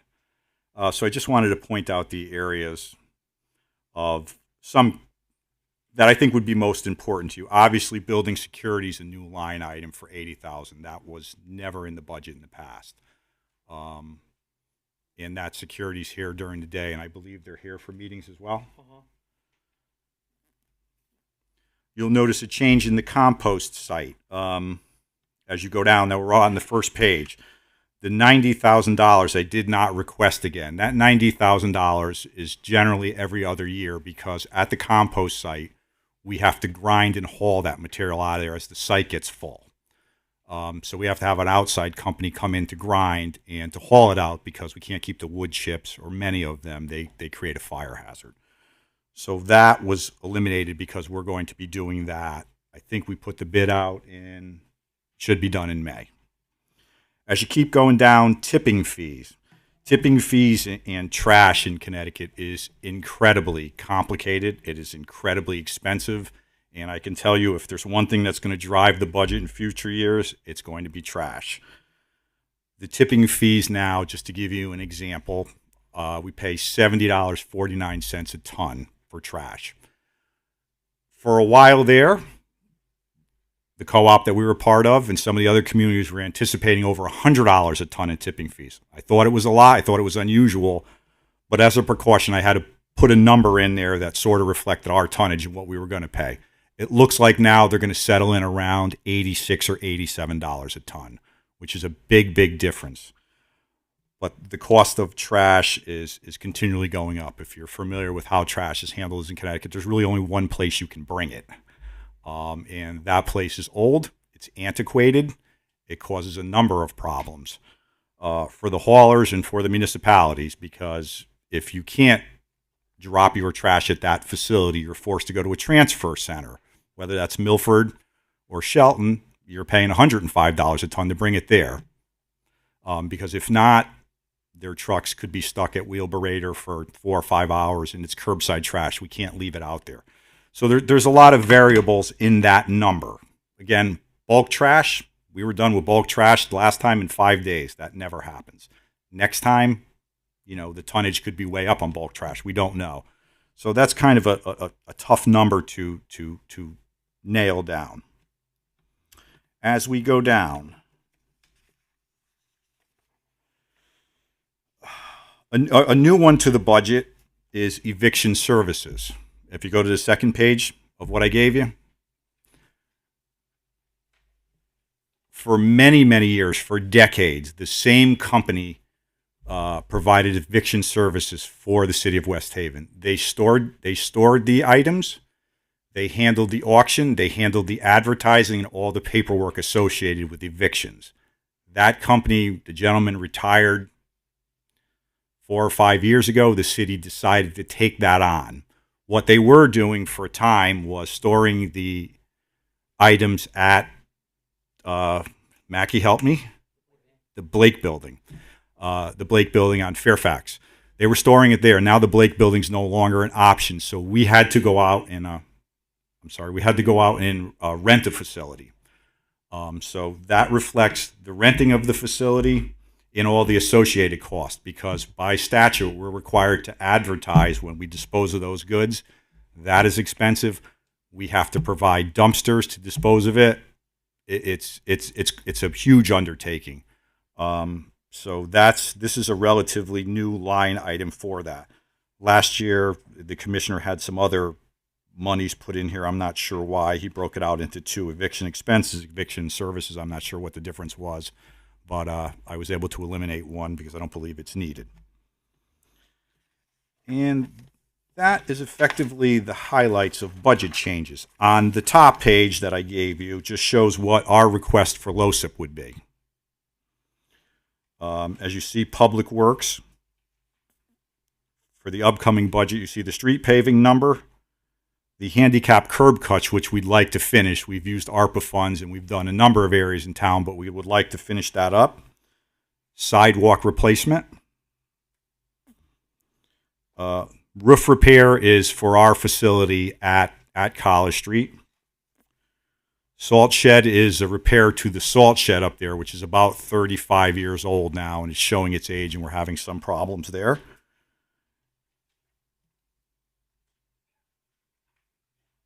And then we put $90,000 in for road patching. That's above and beyond what we would have for paving. What we generally try to do is, some roads don't need to be paved curb to curb. It's a long, arduous task that determines which ones need to be paved curb to curb, which ones you can cut and patch. As I'm sure you're all aware, as I am, and my wife reminds me of, if we put a temporary patch in it, it's just that. It's a temporary patch. It does not stay. The plants close in December. They don't reopen until April, so we have to generally use a cold patch material. The cold patch material, because we don't have our facilities antiquated in an area to store it inside, becomes problematic because then it has to be left outside, and once it gets wet and it mixes with the oils, the material's fairly useless at that point. So we pick it up as an odd-needed basis, and that's not an exact science. And with that, I will take any questions you have.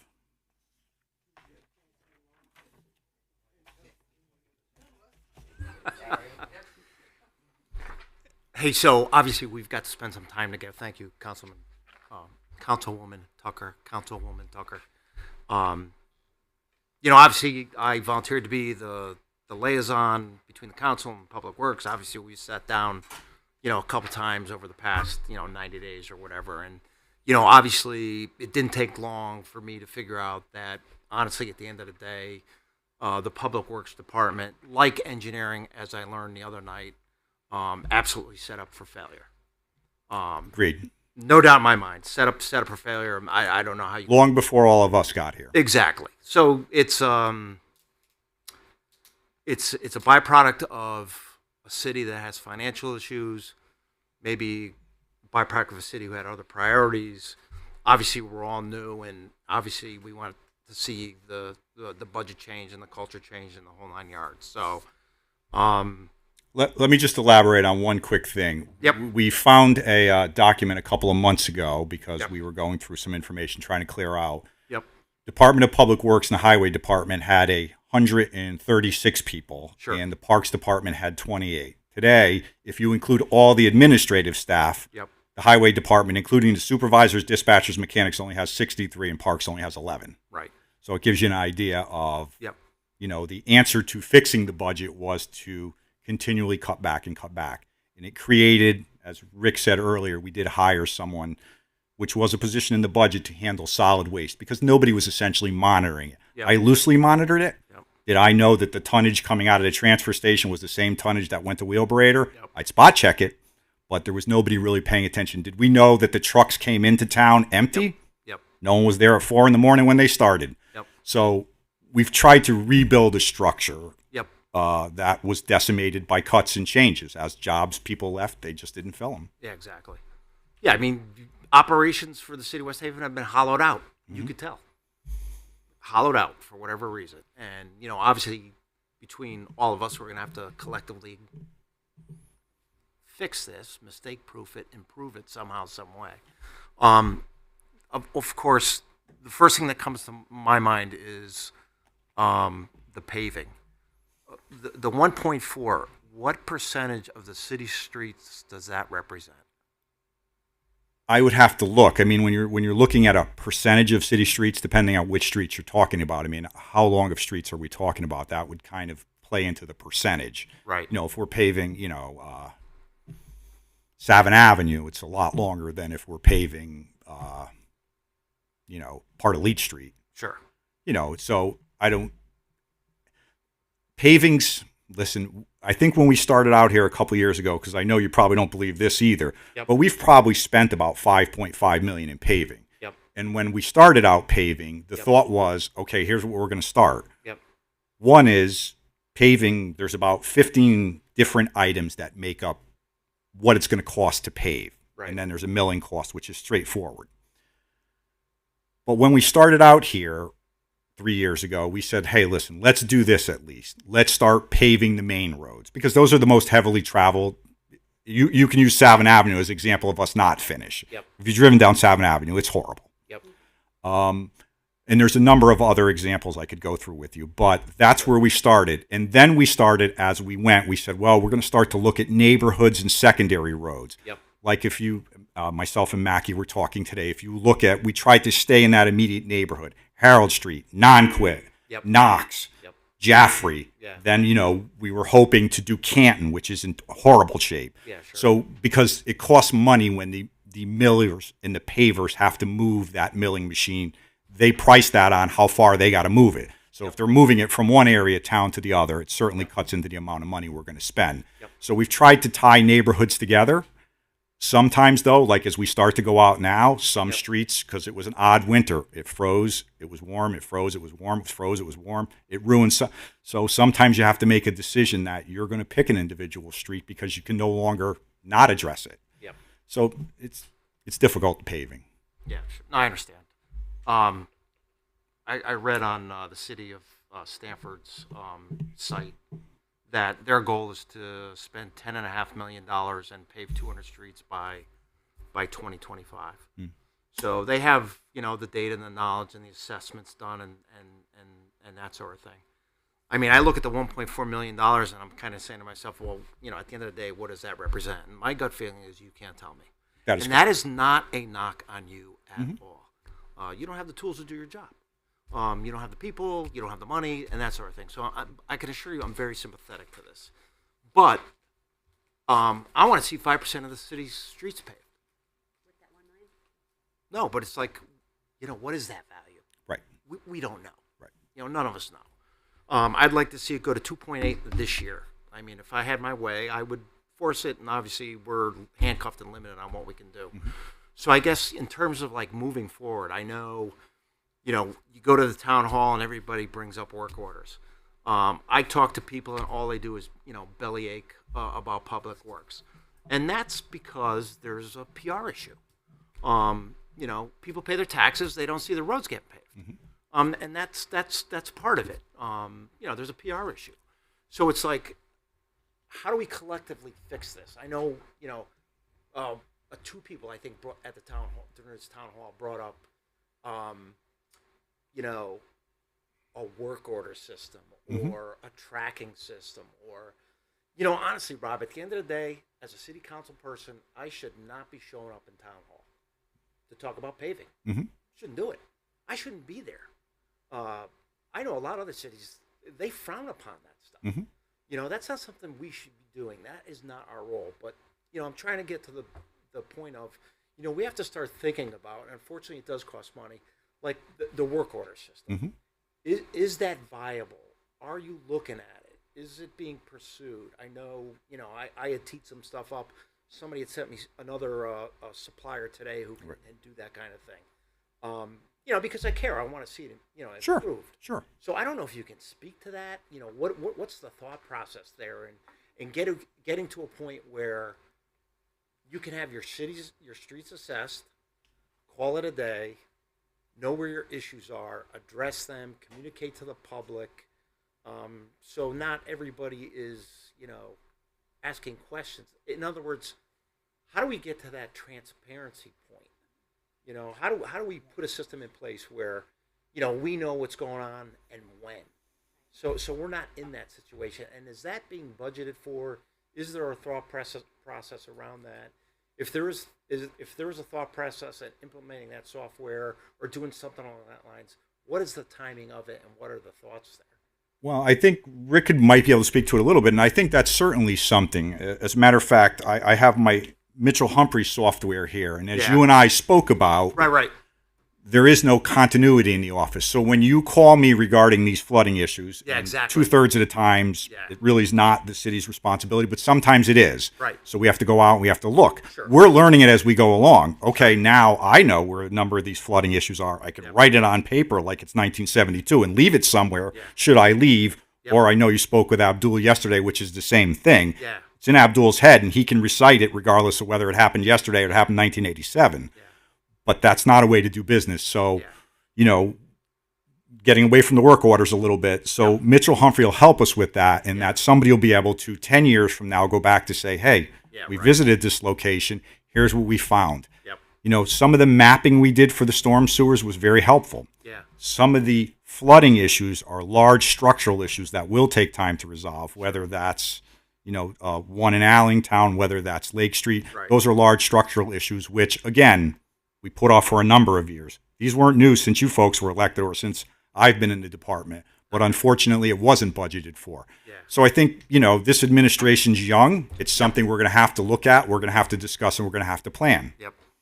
It's not planned for in this budget. Right now, Mitchell Humphrey was what was important to us to document what we've done. Yeah. So we can go back and look ourselves or somebody else in any other department, because we'll be all tied together, assessor, building, and so on. There'll be a read only. Yep. Also, too, we wanted to be able to do more things online. Like, we can't take payments online. Yeah. Come in to buy a mattress bag or a sidewalk. We're taking cash here. That's a terrible way to do business.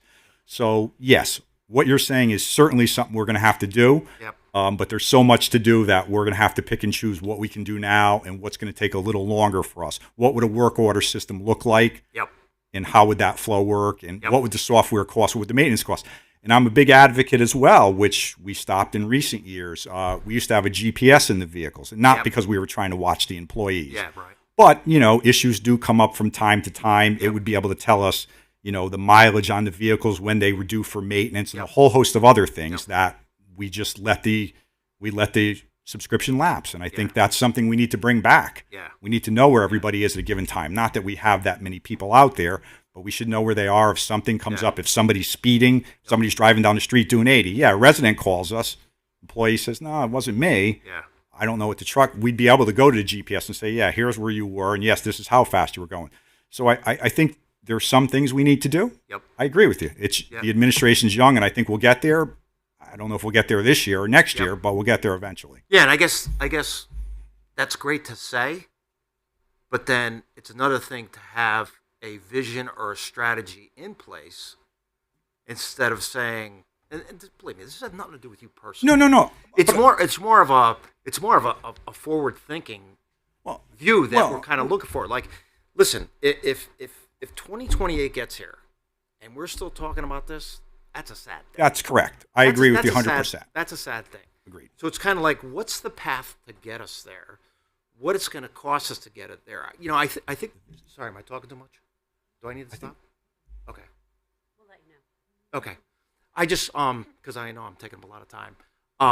You know, my thought is, you know, sometimes when you get into this transformation mode, I mean, we have to try to transform what's happening here.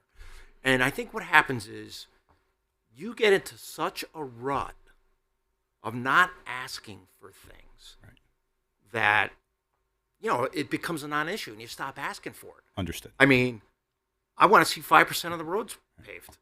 What's that cost? Right. Well, we don't know. Well, we got to figure that out. Right.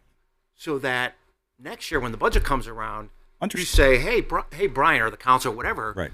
we have money here and we're going to pay 5% of the roads. And the goal is to do 20% within the next 5 years. That's kind of, I think, as a group, that's kind of what we're looking for. Understood. And obviously, we got to try to get I think there. the vision and strategy is a work in progress. We're Yep. talking, Yep. 4 months ago, we had no vision or strategy. So that's a work in progress. It's only been 4 months and we're just getting started. Yeah. So I do think you'll see that. And I agree with you. If we're sitting here 5 years from now, we still don't have some of those things in place, then it's been a failure. Yeah. I don't know, Rick, if you want Yeah, to were say you something, gonna speak? elaborate on that. I know that you'd sent an email about the work ticketing system. Yeah. I work and actually talked to the director of Public Works in Cheshire, and they're using the system right now. It's working out really well for them. So that's good then. we're going to talk to them. Yeah. But like I said, we took some of our ARPA money this year, like Rob said, and we decided to do a stormwater assessment. Yeah. Assessing the streets is great, and we can measure the total linear foot of all of our streets or the square footage of all our streets, and we can get it. It's going to cost a lot of money to do that, and it's at the time right now when we're trying our best to show our fiscal stability and our financial fiduciary responsibilities to the state. Yep.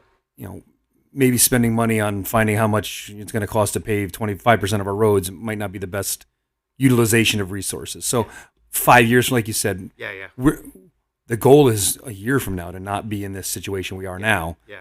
And then we start looking at things like that. But that iWork ticket system is a fantastic system that residents in Cheshire love. They get a ticket number and they can log on and see the progress of their work requests. So Rob's doing a great job of keeping this department held together on a shoestring, running really as efficiently as it can right now. So I appreciate you guys being patient with him. Yeah, and I appreciate all the hard work he's doing. I know his head is spinning.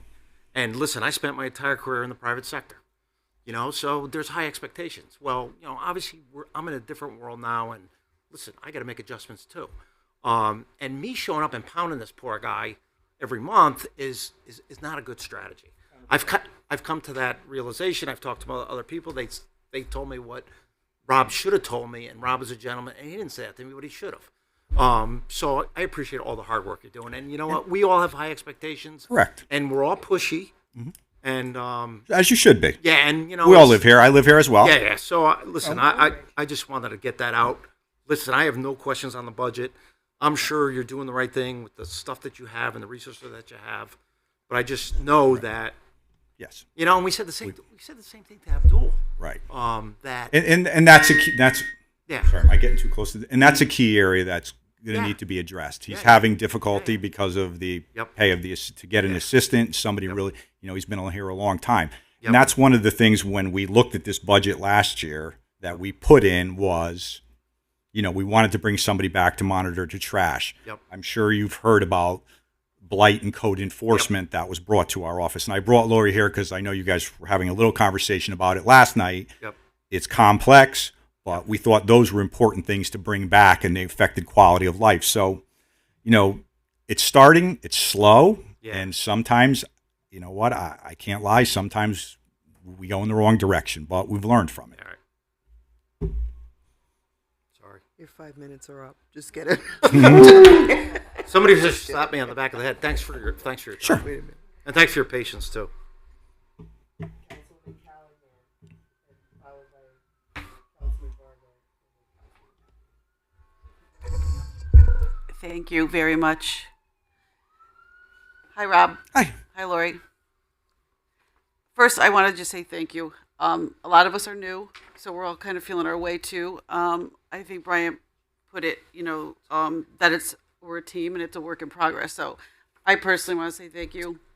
My district has been challenging, and everyone else is in their own respect. And my question is, because you've been in this seat before, how would you like us to answer our neighbors when they ask us about a road repair? If they say, what should I do? Or, I know we don't have anything in order right now, but what would be your professional opinion how to answer? You just have our to tell neighbors? them, I try to set a reasonable expectation. I'd like to tell you, because for as much as you don't want certain constituents calling you, I don't want you repeatedly calling me.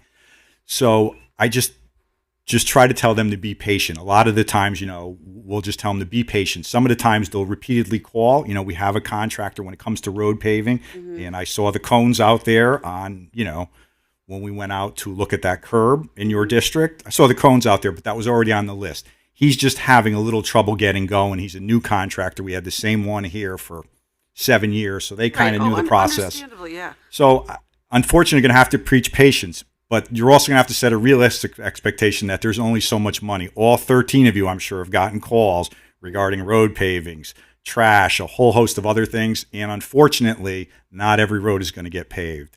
And there's just going to be some shortcomings in the whole process. How is that decision made? Is it your department, or is that hired out? Is there Which ones? To decide what roads do get paved? Generally, our guys will come in and say, hey, listen, we went to, because I don't drive every road, but generally our guys will come in and say, hey, you need to take a look at this one.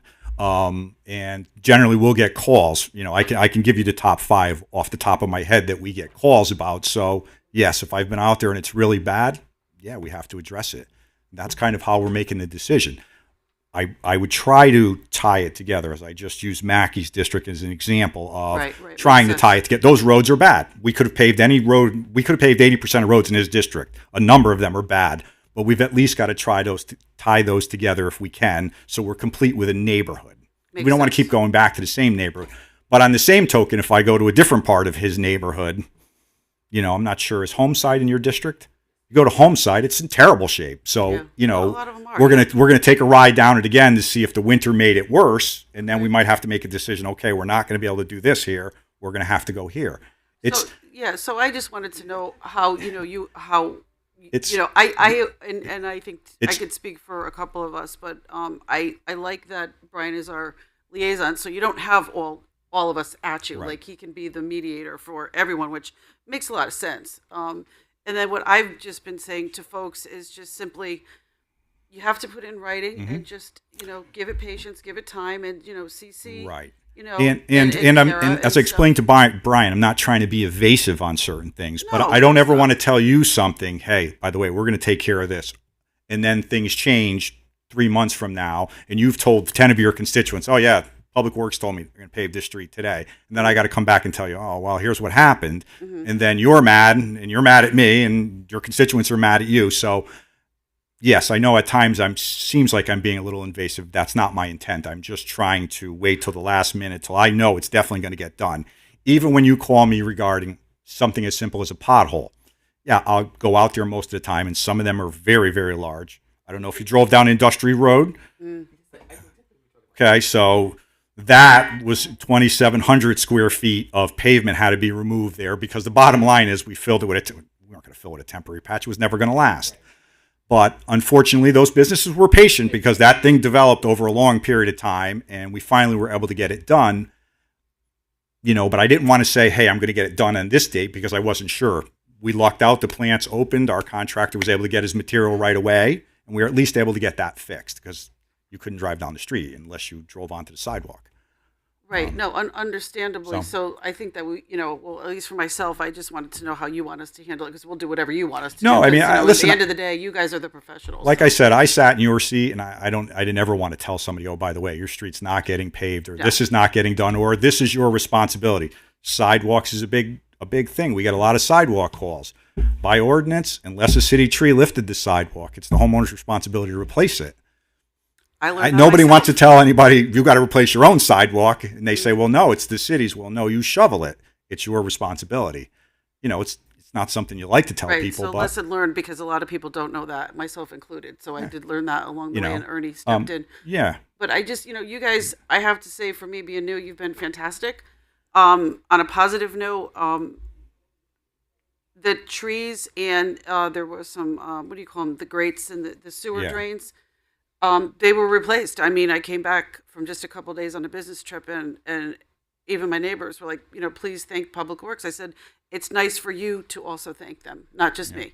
But that being said, thank you for answering that question because that was huge. But as far as the budget goes, leading up to that question and following up with it is do you have open positions in your department that you need to still get filled because you're shorthanded, or well, I mean, we have 4 out on workers' comp. I think a mechanic. I think we're looking for a mechanic, and I think we have 2 operators position, heavy equipment operators, which are hard to find because the private sector pays so much more than the city of West Haven. It's difficult to find them. But I think that's is that pretty- in our is it? It's already budgeted for. Yes. Oh, great. Yeah, 'cause they're that all was- that budgeted was for. the We didn't take them question I out. wanted to ask, really. Okay, well that was basically it. And then, as far as the trash goes, and I've heard it's just incredibly expensive, and it just goes up and up and up and up. And I did understand that there's only one place that Correct. that takes it, and it's probably Ancient as well. Does the general trash and the recyclable stuff, I know it gets picked up separately, does it all go to one place? No. It does No. get separated. Yeah, no, the trash, your curbside trash, not your bulk trash. Your curbside trash goes to Wheelberator in Bridgeport. Your recycled material goes to Oak Ridge I believe they're in Shelton. Well, that's great, because I had a lot of people ask me that question, so thank you for No, it clarifying is that. separated. And I know a lot of people say, oh, no, they're just throwing it in. If it happens and the driver it happens on occasion, I'm sure. But no, it's not all thrown in together and dropped in one place. That's a great thing, and I saw a couple meetings ago, the mayor rolled out the new bins, which I think are going to be incredible. And recycle's another material. Years ago, they were paying us to get it. Now we're paying, $99 a ton. We're paying more than we pay for the curbside. My last question, it may be for Ricky. As far as that program that Brian was, Councilman Mr. Locks, was talking about, the iWorks, do you have any idea, just as curiosity, what that price would be if we were to budget for it? No, I literally just had a conversation with Okay. Cheshire Public Works, and they set up a conference call I'm going to have with the people, their salesmen from iWork. But I was curious. until we build it out, we won't really know. But it won't be for this budget season. Oh, I know. I mean, it was might be curious what it would something that, cost you know, in the down the future. road, if we say we want to do this, we can put it into a bond package later on. We would put a bond resolution in front of the, council if that's something you want to do. But it takes, it's not something you want to rush. It's something, a program you want to plan correctly and do correctly and probably roll out for next budget season. All right, good to know. Thank you. Thank you very I'm much. sorry, Dawn. Let me just give you an example of having to make a change. Winfred was on the pave list in the past. Problem is we were getting $192,000 that we'd worked out with the gas company for 2nd Avenue, but we had to come up with the rest. And in order to get it done, we had to pull a number of streets off that list to at least finish that street, because we would have never had the money to pave that from Beach Street to Elm. So Right. a decision had to be made to pave a busier street where we wouldn't have the funds in the future to do it. And so I know that- that's an example of, and as you're well aware of, there's only 2 ways into your neighborhood. And that's So, Morris, and which is the other one. with correct, the and cones. neither one of them looks very good. So that was why, I know you talk about like a long street like 7th Avenue, which goes and goes and goes, but Winfred is a very short, it's probably from here to the Correct. window. That's why I said, well, There was a number pulled off that year, but yes. can we take off a long street and do 2 short ones? Anyway, I get it. I appreciate all your especially the way the neighborhood is structured, and that's something I would look at, given that, like I said, in order for you to get into that neighborhood, it's like and I'm sorry if I'm going on. I don't want to keep you here. I'll talk to you privately, and we'll just kind of Yeah, that's fine. explain Fine. it to you. Okay. Thank you very much. Sure. Thank you. Thank you. Councilman Vargo? Thank you, Madam Chair. Rob, thank you for being here. I wouldn't want to be you, honestly, because I don't know how you Some get days up me every neither. morning and go to work with knowing that people are just going to complain. I feel bad for that because I do know that your men and women under your employ work very hard. So thank you for everything that you all do. I think Kara is it Kara? Yes. Kara? Yes, Thank Kara. you. I think she's fantastic. You know, when I send an email out to the both of you, she responds pretty much right away. Frankly, I don't want to hear from you because then you're not working. Correct. You're If not I'm getting- sitting in front of my computer, something's not right, being or if you're on your done. phone, you're not doing the job. So I think she's doing a great job. My one suggestion or request on that front is follow up. If one of us goes to your department with a resident concern and you go out and you look at it and either it's not something that it's under your purview or you do resolve it, if just some sort of a response back to us so we can then respond to the resident and say, hey, is this done? Well, let me go and find out. Because then, personally, I feel like I'm badgering and that's not my intent. Right. But if I'm being asked, what's the scoop with this or has this been done, hopefully I have good news. But if we could just have, hey, this is done or this is a bigger problem than we realize, we're going to work on it. I think that would be very helpful from a PR perspective. Agreed. And myself and Councilman Locks talked about that. And I told him that we'd make more of an effort to get them. Just like I think he emailed us about some signs. And I told Kara, correct, I said, let him know the signs came in and we'll get them up as soon as we can. And I told Am I getting too close to this or is this? Oh, okay. Right, and when I got that email, I sent it back to the person that requested it from me. So something like that is just great. Because I think from a PR perspective, we could say, yeah, things are actually happening. Agreed. Personally, on the GPS system, I equate that to almost as body cams for the police officers because I don't look at it as you're keeping tabs on your folks. I think that how many times do you see an email pop up or on Facebook? Oh, I see a public works truck sitting at Dunkin' Donuts for an hour and a half. Correct. Well, you could just pop in and look at the date and be like, no, he was there for 5 minutes and he's entitled to a coffee. So I would love to see that. And that also gives us a lot of maintenance information, mileage, oil changes, speed, idling time. Those are all things that are important that factor into the budget. Right. I do want to ask a couple of specific questions on the budget, and I know you have like 5 or 6 different budgets here, so if you're not the right person, tell me to shut up. For field maintenance, our parks, Painter Park, Peterson, I asked Mark Payne yesterday, but he said that you're probably the more appropriate person. Is there a plan, because some of those parks, the irrigation system is either non-existent or it's damaged, or I don't know what the problem is, but it gets flooded, and it's very difficult for youth sports to be able to take advantage of those fields, especially now that it's very rainy, in April and May. Is there a plan? And I know this isn't a budget issue; it's a multi-year capital issue. Correct. Is there a plan to maybe improve that, or is it just so cost prohibitive that we're like, we can't? Well, we're going to have to come up with a plan to address it. And it's funny that you bring it up because we have a new park supervisor, and just about 2 or 3 weeks ago after rain, he said, Rob, the water just doesn't go down. Yes, I understand the ground's saturated. He said, but there's no way to take the water from the fields. So he said, for him, that's dead time because then, that's normally what they'd be doing is prepping the field. We don't have a plan today, but we're going to have to come up with one in some areas. Okay. On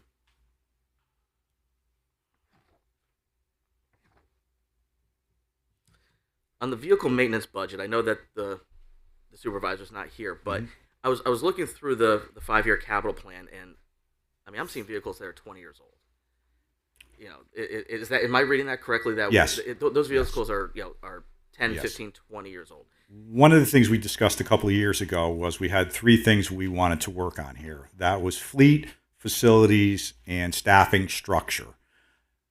We're still working on fleet. In recent years, we've bought new payloaders. Obviously, the plow trucks are only a couple of years old, and we've turned over a lot of the old Mason dumps. But sure, there's still a lot of old vehicles in the fleet that he's trying to get rid of. And of course, that's driving up your motor vehicle repair. The cost of repair, the cost of gas, those old 8-cylinder police vehicles, you watch the gas gauge fall as you leave the parking lot, Right. So right now, I don't know what that is. Is it me? Too close to the other mic.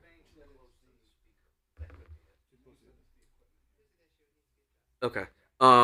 Because I see the line item for vehicle maintenance is 135,000. I mean, that's I assume that for a fleet of our size, it's going to cost quite a bit. But to me, that struck me as a very high number. And then when I equated that to the age of the fleet, I'm like, Right. my God, this is why we're spending so much And money. I gave you all his summary, and if you look, it's kind of like the public works budget where 80% of it is moving. But if you look, did I give you a copy of, I know some of you have a copy of Bob's summary. Yes, I have it. And he just wanted to kind of give you an idea of, listen, here's some of the things that come up throughout the year. No, there's a summary there from.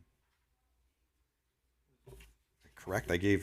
Oh, I'm sorry. No, I didn't give it to you. My fault.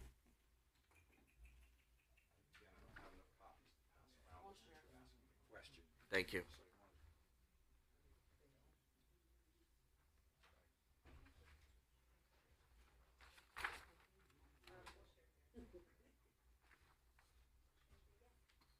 So as you can see, he gave you some examples of the problems that go on. The flailer being a big one. He has a flailer there. Yeah, that's an important machine that is costly to repair, and the age of it may be prohibitive to repair it. Well, that was one piece of equipment I wanted to ask about because there is a line item for special equipment repair, Right. and in the notes it said that it's for that piece of equipment. Right. Your office asked for 86,000, recommendations 46,000, but it's also built into the 5-year plan, I think, for this coming year. Again, that's his budget. I think it is because I think he does want to repair the one we have. It's always good to have a backup because, especially now with the summer coming, that machine is out every day. So I think he'd like to have a backup, but I would have to let him answer that question. Okay. Regarding your solid waste budget, that's on page 78. Yep. I understand you're renegotiating the trash contracts. The garbage They go out to bid. When will we be putting them out to bid? Late summer. Yeah, I think October 1 is when the contract expires. So are you comfortable with the? I mean, it is a sizable increase, no doubt. But are you comfortable with that increase? You think that we'll get somewhere in that range? Yeah, I think we should be okay in the budget as a whole. Yeah. It's less than 1% increase on the recycling pickup line 52950 with the new recycling containers that we're getting. Do you foresee that that's going to increase our volume? No, I don't think it's going to increase our volume, but I think we're going to put that particular service of where we bring that material out to bid, and from what I'm gathering for neighboring towns, we're paying a higher price. So I think we can do better on that. Okay. Substantially better.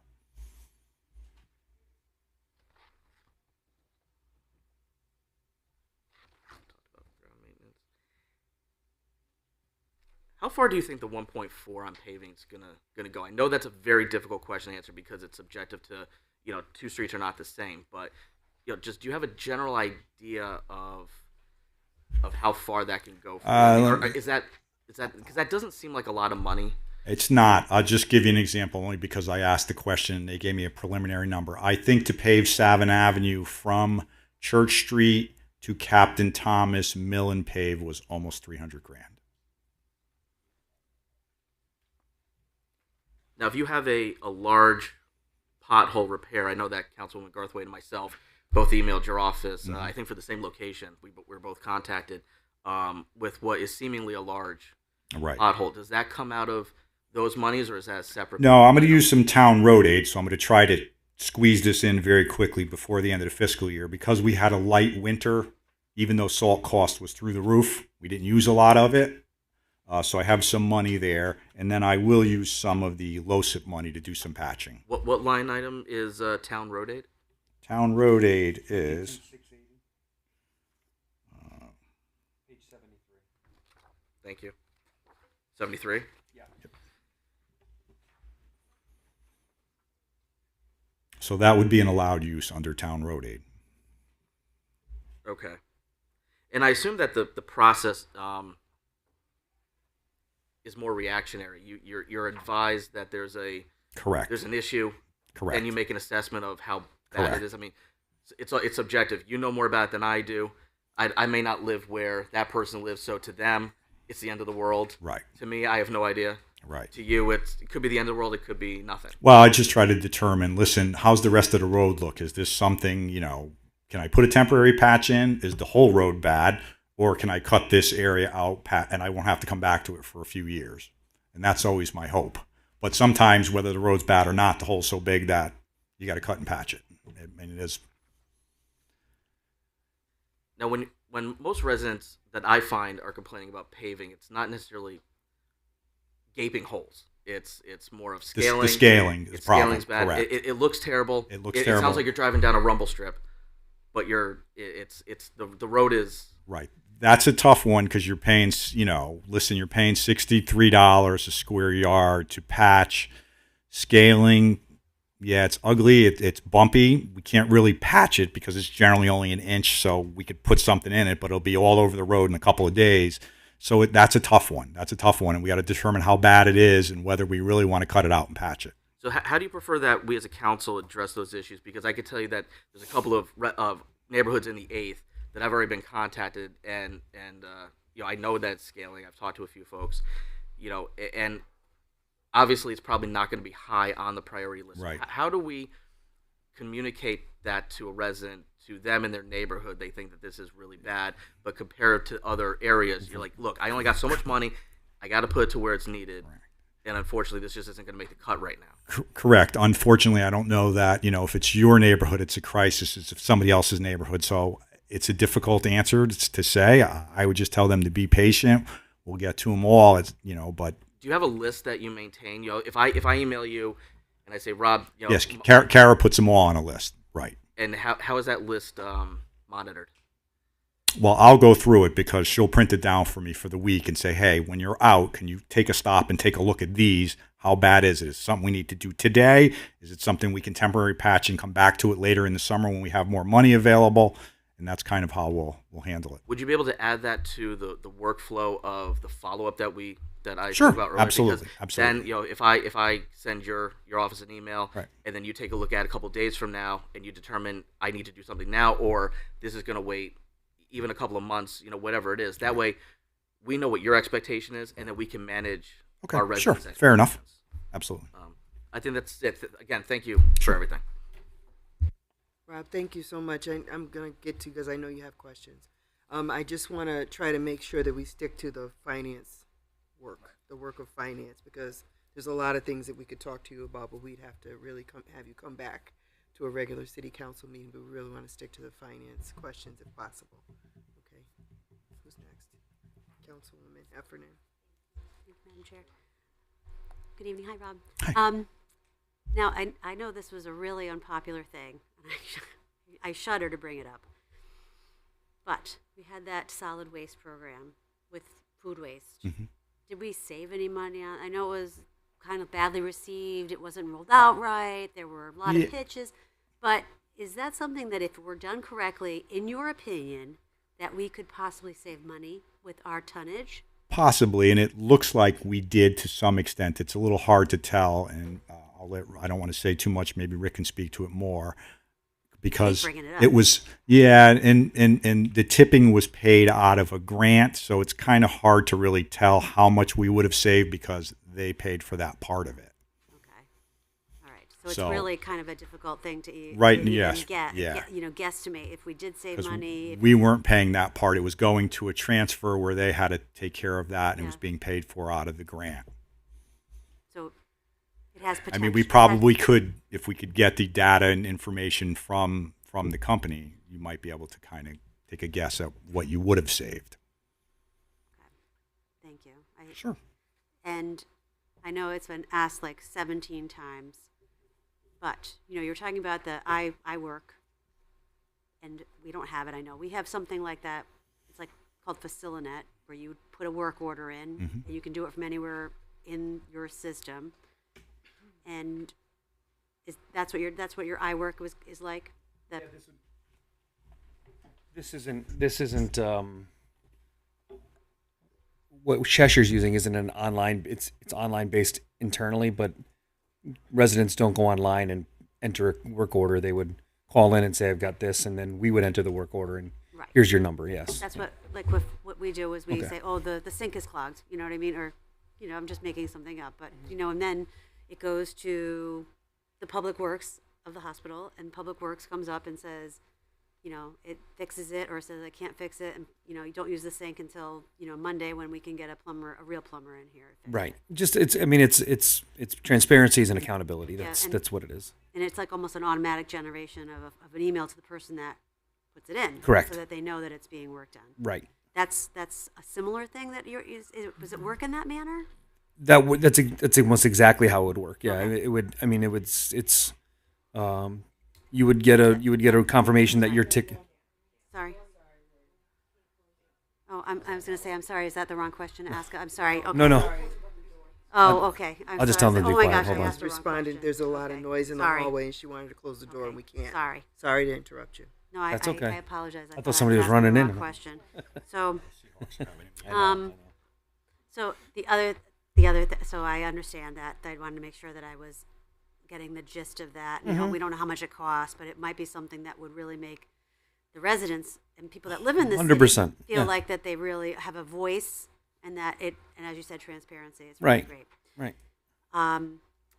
With the paving, the 1.4 million that we are hoping to do in this budget year, Correct.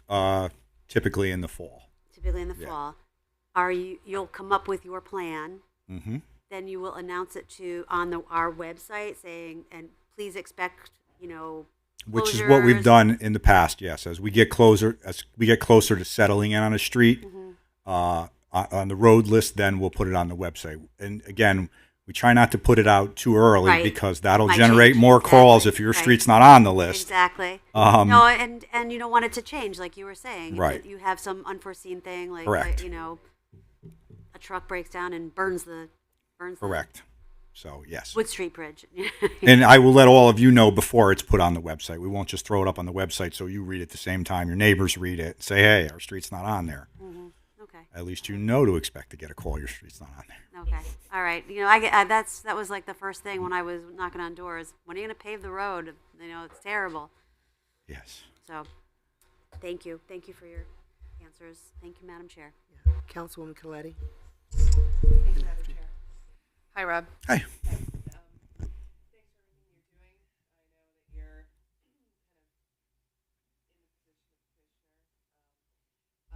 of commissioner. So first question kind of goes back to the trash a little bit. Mhm. Has there ever been an analysis done to have trash pickup in-house within the city? Buy your own trucks and do your own trash pickup and it's not third party? There hasn't been, but there certainly should be. I think the mindset here over the last 20 years, and I know we spoke to Brian about this, was somebody said, hey, let's outsource all of these services. Outsourcing is tremendously expensive, from tree service to trash service to a whole host of other things we outsource to plumbing. We recently bought an electrician back in the last few years because, again, that was an expensive thing to outsource.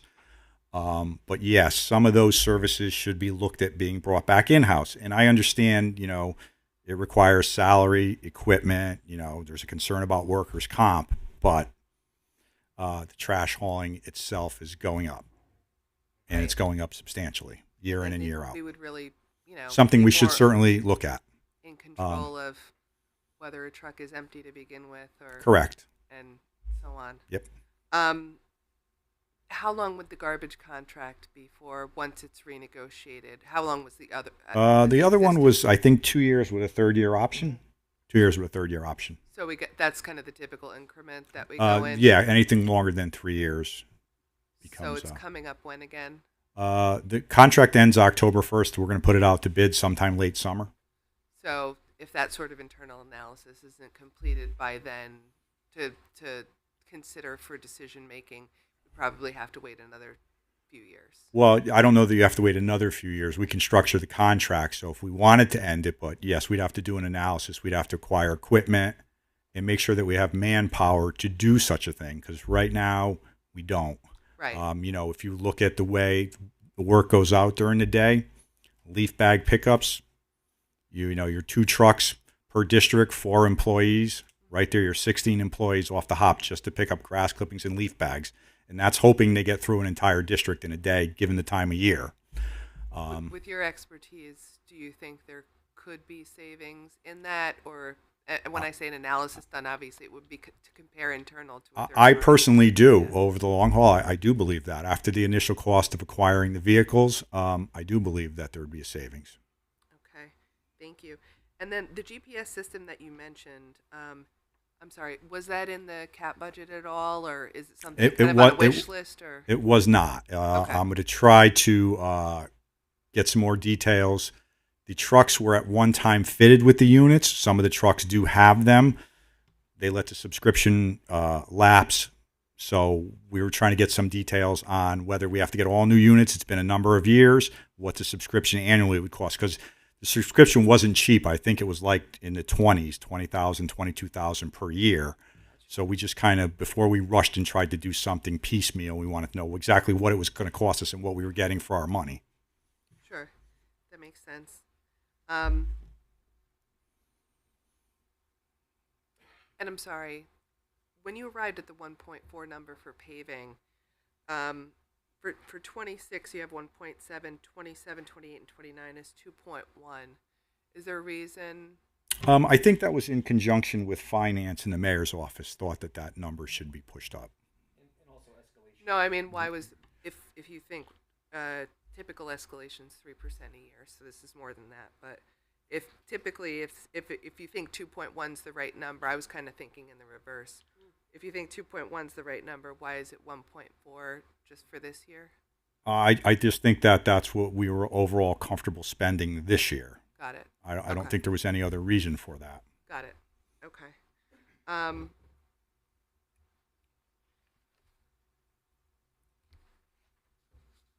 I think that, and I apologize, I know it's the first thing that you mentioned.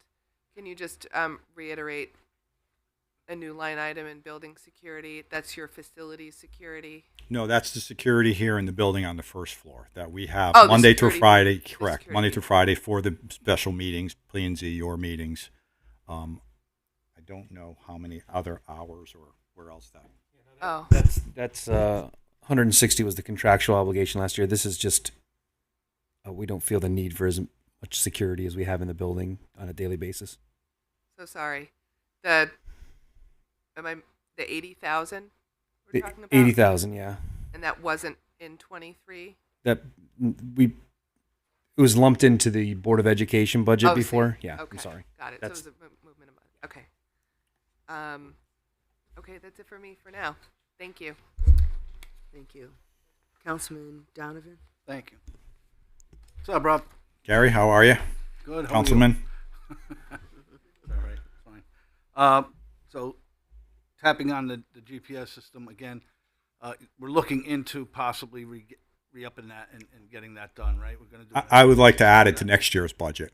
Yes. Next year, would Yeah. be able to get it done this. For I don't. this I upcoming didn't. budget. I didn't allocate money for that, especially if we have to buy all new units for all of the vehicles. All right, but if you And- get a price, you can always bring that. We could and try to move money from somewhere if. Okay, that's that one. The other thing is, we've worked together before on numerous projects, and again, thank you for. You've been very astute on getting things done as quickly as possible when you can. Now, the blight assistant, might as well get you to get up and talk too, maybe, or unless you wanted to handle that. No, I brought her That's because fine. I know there was some questions. It does move a little bit off of the topic of the budget, but it will impact future budgets. So it's up to you folks whether that's something you want to. Well, you get have blight into. assistant there, and I had questions on it, so it would pertain to the budget on that. So Okay, and Rick, I think the blight assistant she, maybe. she absolutely looks bored, so I figured I. No, she.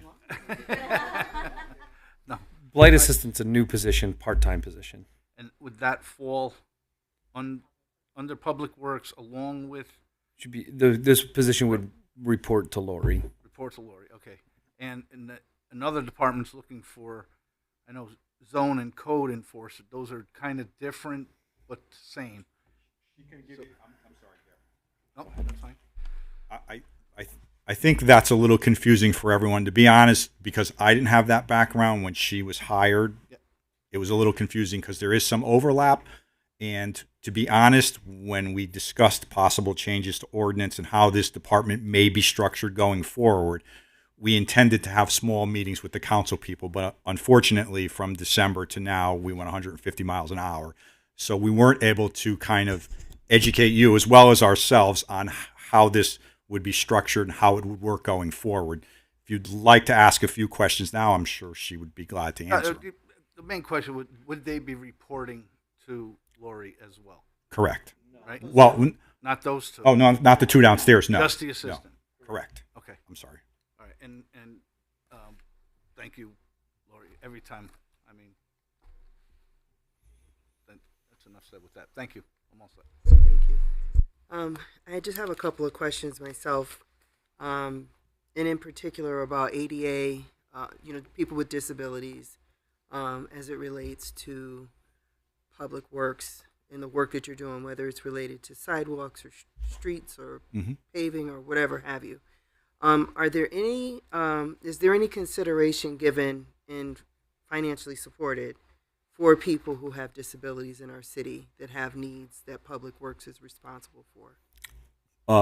For example, could you give me an example? Well, so we've had people who have had significant disabilities that have issues with their streets in front of their houses are not paved, or the sidewalks are crumbling. Yes. But then they're at risk because they've got significant. We do try to accommodate. What district are you in, ma'am? I'm in 7. You're in 7? So I think 7, what pops to my head is Fay Street. We did Fay Street because, as you're aware, those people were, I mean, there's only 2 houses on this street, but it was important because of her age and she had some disabilities.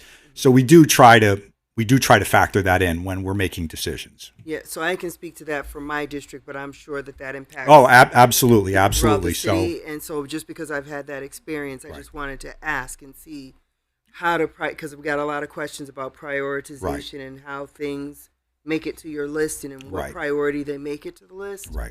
And so, as we're... If the street is in need and we know that there's somebody who is disabled, we do try to move that to the front as best as we can. Okay, that's important. And I think we should all know that we need to make sure that we keep that front of mind. And then the next question I have are about trees. And I know that the tree person isn't here right now.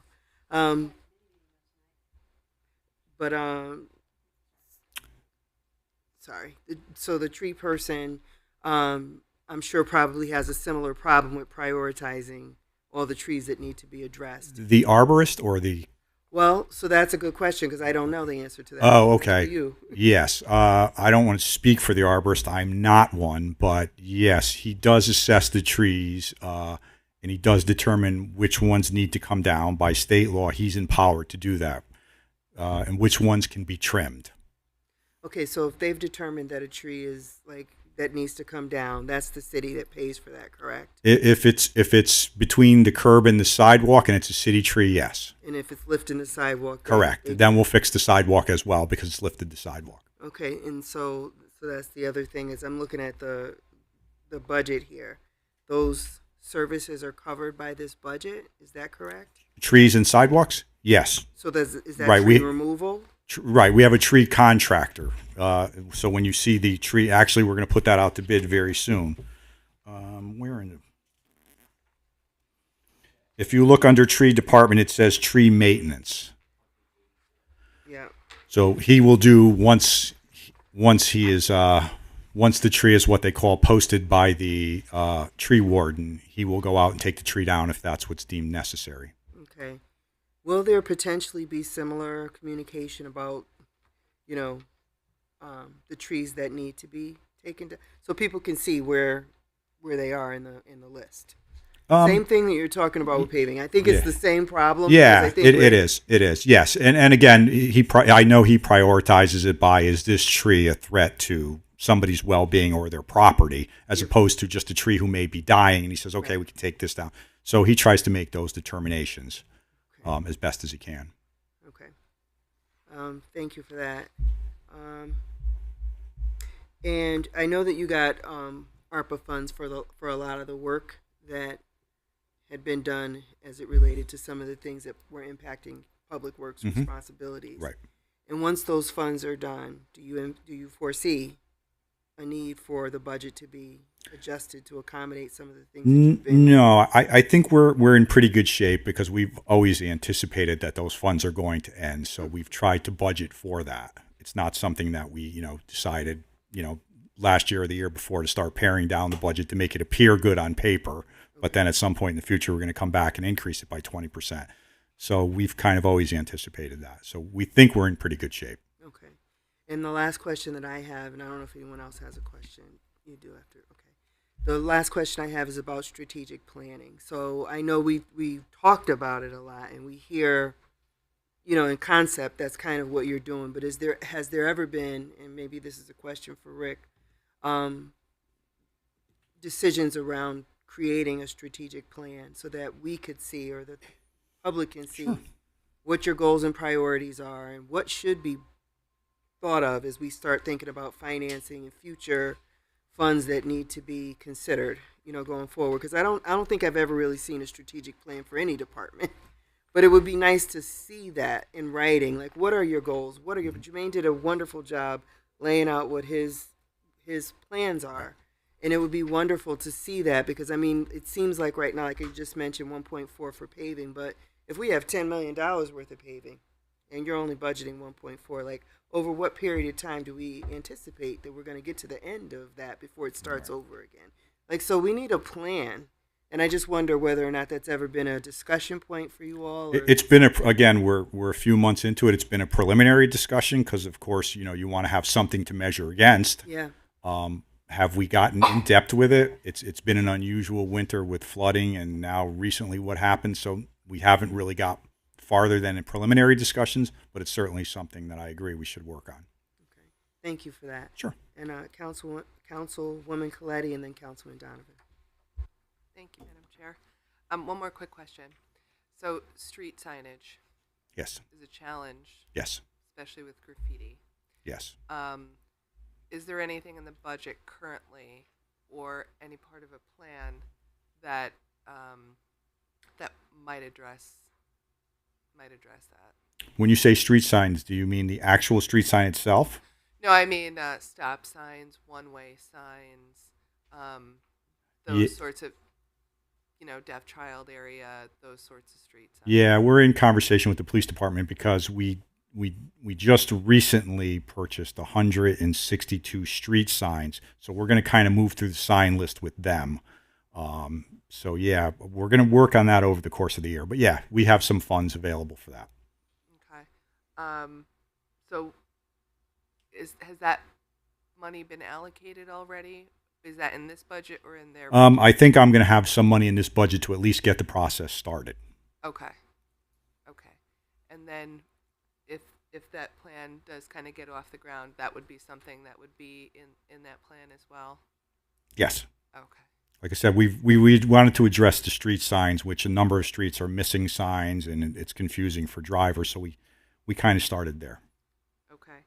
And then overall facilities, parks, recreational equipment, that's in highway and park maintenance?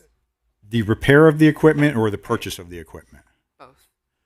Some of the repair of the equipment is here, and then some of it is in the vehicle maintenance budget. We'll do some repairs out of our budget on small equipment, weed whackers, lawnmowers. The larger equipment's in the vehicle maintenance budget. Let's say playground repairs. Oh, we'll be taking care of it out of our operating budget. I mean, when you say grounds, you mean the grounds themselves? Like, no, I'm sorry. I mean, like specifically equipment, like playground equipment on the playgrounds and in the park. Depending on what it is, we'll probably be able to replace it out of our operating budget. If not, we've been using some ARPA funds to replace them in some areas and try to upgrade them. Okay. I just asked because there was also some reference from Park and Rec to just confirm whose budget that was held in. Yes, it's held in ours, and I would assume they're aware of that. Okay. That's all. Thank you, Madam Chair. Councilman Donovan. Thank you, Madam Chair. The one question I meant to ask, I've seen a lot of different departments when it comes to the electricity. The recommended is or the request from the department is X amount of dollars. The recommendation is a lot less. Is that due to? I'm going to let Rick speak to that because ours is a holding place. We don't really see the electric bills, the wattage, the usage. So Rick can probably speak to that. Yeah, that's based off of last year. 2 years ago, I'm sorry, we locked in a price. For one reason or another, we were late to the game. We locked in a price at almost 13 cents per kilowatt hour. And speaking with our energy broker, we're going to send that out for bid soon in the next few weeks. He expects us to come in at 8 to 9 cents per hour. So 8 to 9 cents per kilowatt hour. So we budgeted the last number, and we figure we're going to be, 40% less. Perfect. Yep. Thank you. I'm all set. Councilwoman Garthwaite. Hi, Rob. Hi. First of all, I want to say thank you for, working with us and for the follow-up. We've gotten a lot more cooperation from your department this time around, and thank you to Councilman Locks for assisting in that. Thank you to Lori. You're amazing. I drive you crazy. I will keep driving you crazy. I have a specific question related to a stop sign. I've seen these stop signs that they're lit up and they're solar powered. I asked one of the traffic sergeants about this, and he said he didn't know if it was in the budget. And I was wondering if there was some way that we could include this in the budget, because we have several locations around the city where we've had accidents because people don't see the stop sign. We certainly can work in some. We'll certainly, he's never, I don't want to give his name, he's never approached us, but certainly that's something we can work out with them. Right. Sure. I just asked him, he's on vacation, so he would get back to me. And I said, okay, well, I might as well. Sure, if he contacts us about it, because again, any signage, we always go through the police department. Well, we generally split the cost of any signage with them. It's their determination what and when it gets replaced, and we do the replacing of it. Okay, so that's something we can do. I think we can do it in certain areas, yeah. Okay, thank you. Councilwoman Callahan, and then Councilman Vargo. Thank you, Madam Chair. This is for Lori for the blight. Come on. We have to have you come up at least once, Lori. In the budget, that's a part-time position? I believe so, yes. It's part-time. Yes. Okay, so and that position right there is under you. Yes. Oh, okay. Is that person in the budget going to be in town hall, or is that someone out in the field, or both?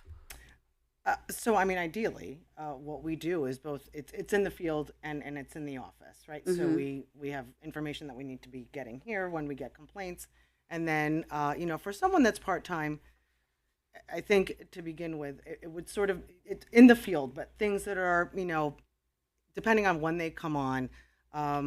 Start them slow. Things like high grass, things like, a couch on the tree belt. But yes, they would be in the field. Okay, so still the protocol though would be to go through you, and then you're like the liaison, and then especially in the beginning, I would say so. Okay. I'd let it's important, like paving, like anything else. Although I certainly that's at a whole higher level. But dealing with what we deal with in the complaints and the concerns, especially because it's broad for me. I'd like to manage and sort of ease in someone who was coming in new to this, especially if they haven't done this in the past.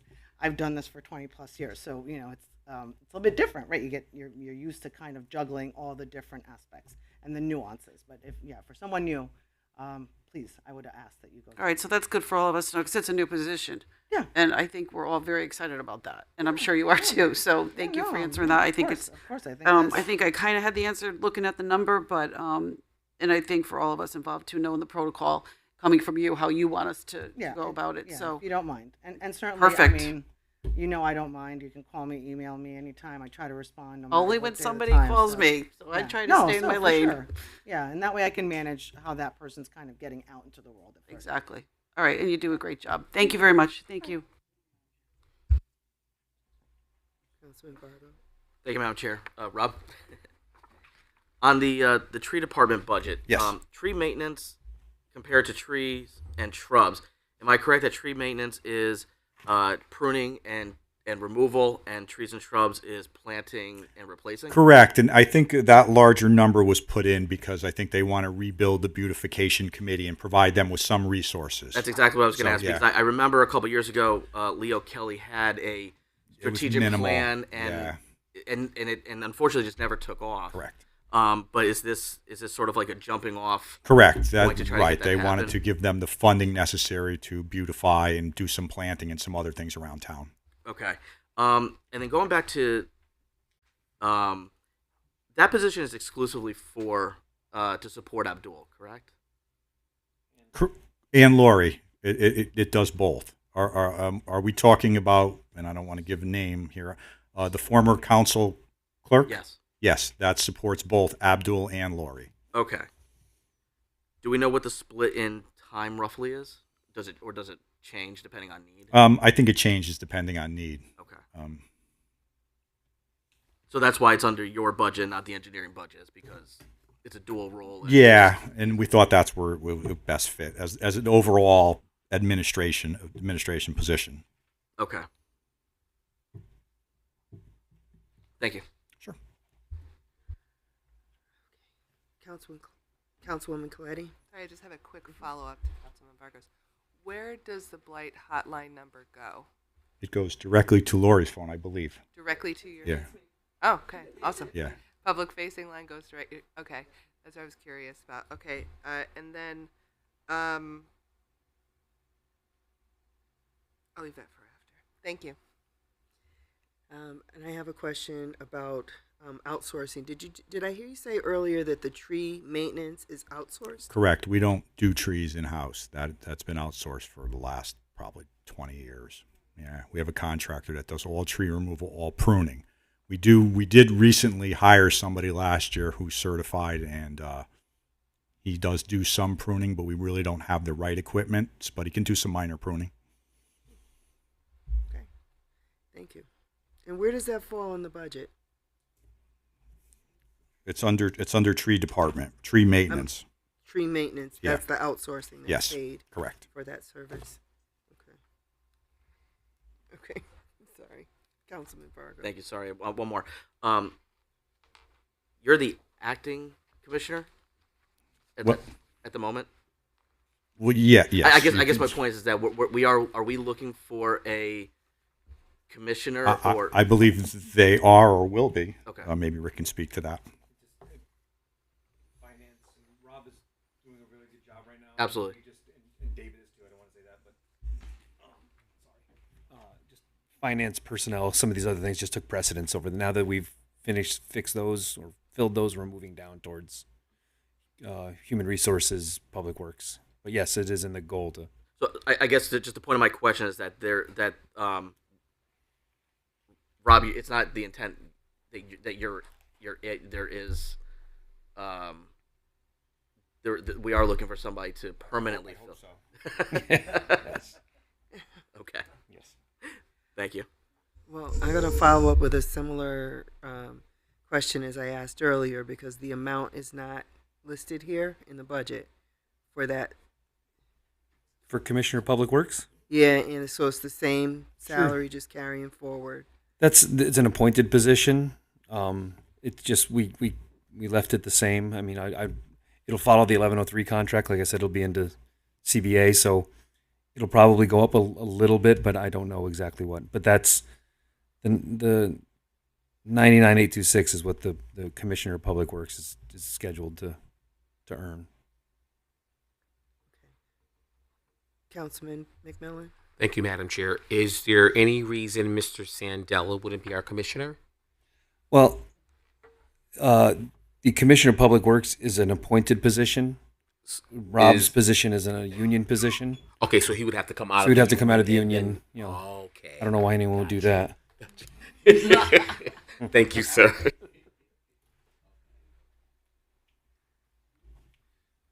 So what is your current title? Assistant to the Commissioner of Public Works. Okay. I see. Okay. Any additional questions, Councilwoman Coletti? One more quick follow-up, Rob. Highway and park maintenance personnel detail. It's gone up 8% overall, with one added position, but by $207,000. Can you speak to that a bit? Were I'm those sorry. Contractual increases. Where are you looking? Page 82. Oh, I'm sorry, I don't have the budget from my printout. And I'm sorry, what was added? The overall personnel budget. I do not know how that. Yeah, David's not here. I don't know how that. We didn't add anyone. Yeah, we have to get a clarification on that for you. I don't. That 42.5% on the park maintenance labor. I've got to get some clarification for you on that one. So let me just. Hold on one second.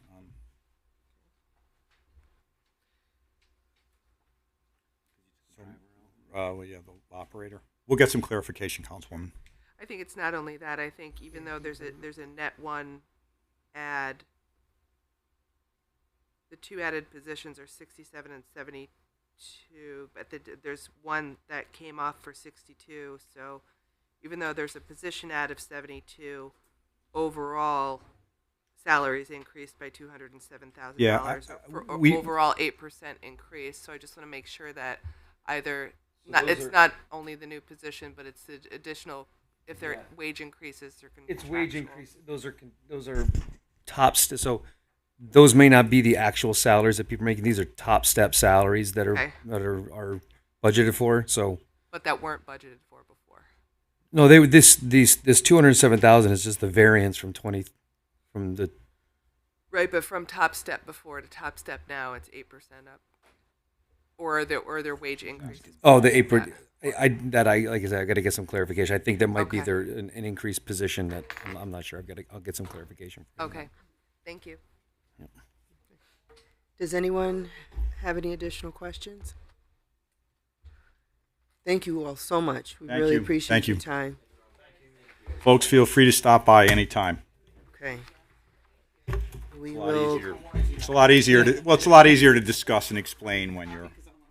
Okay, we're going to recess until Monday, April 23rd. Tuesday, April 23rd.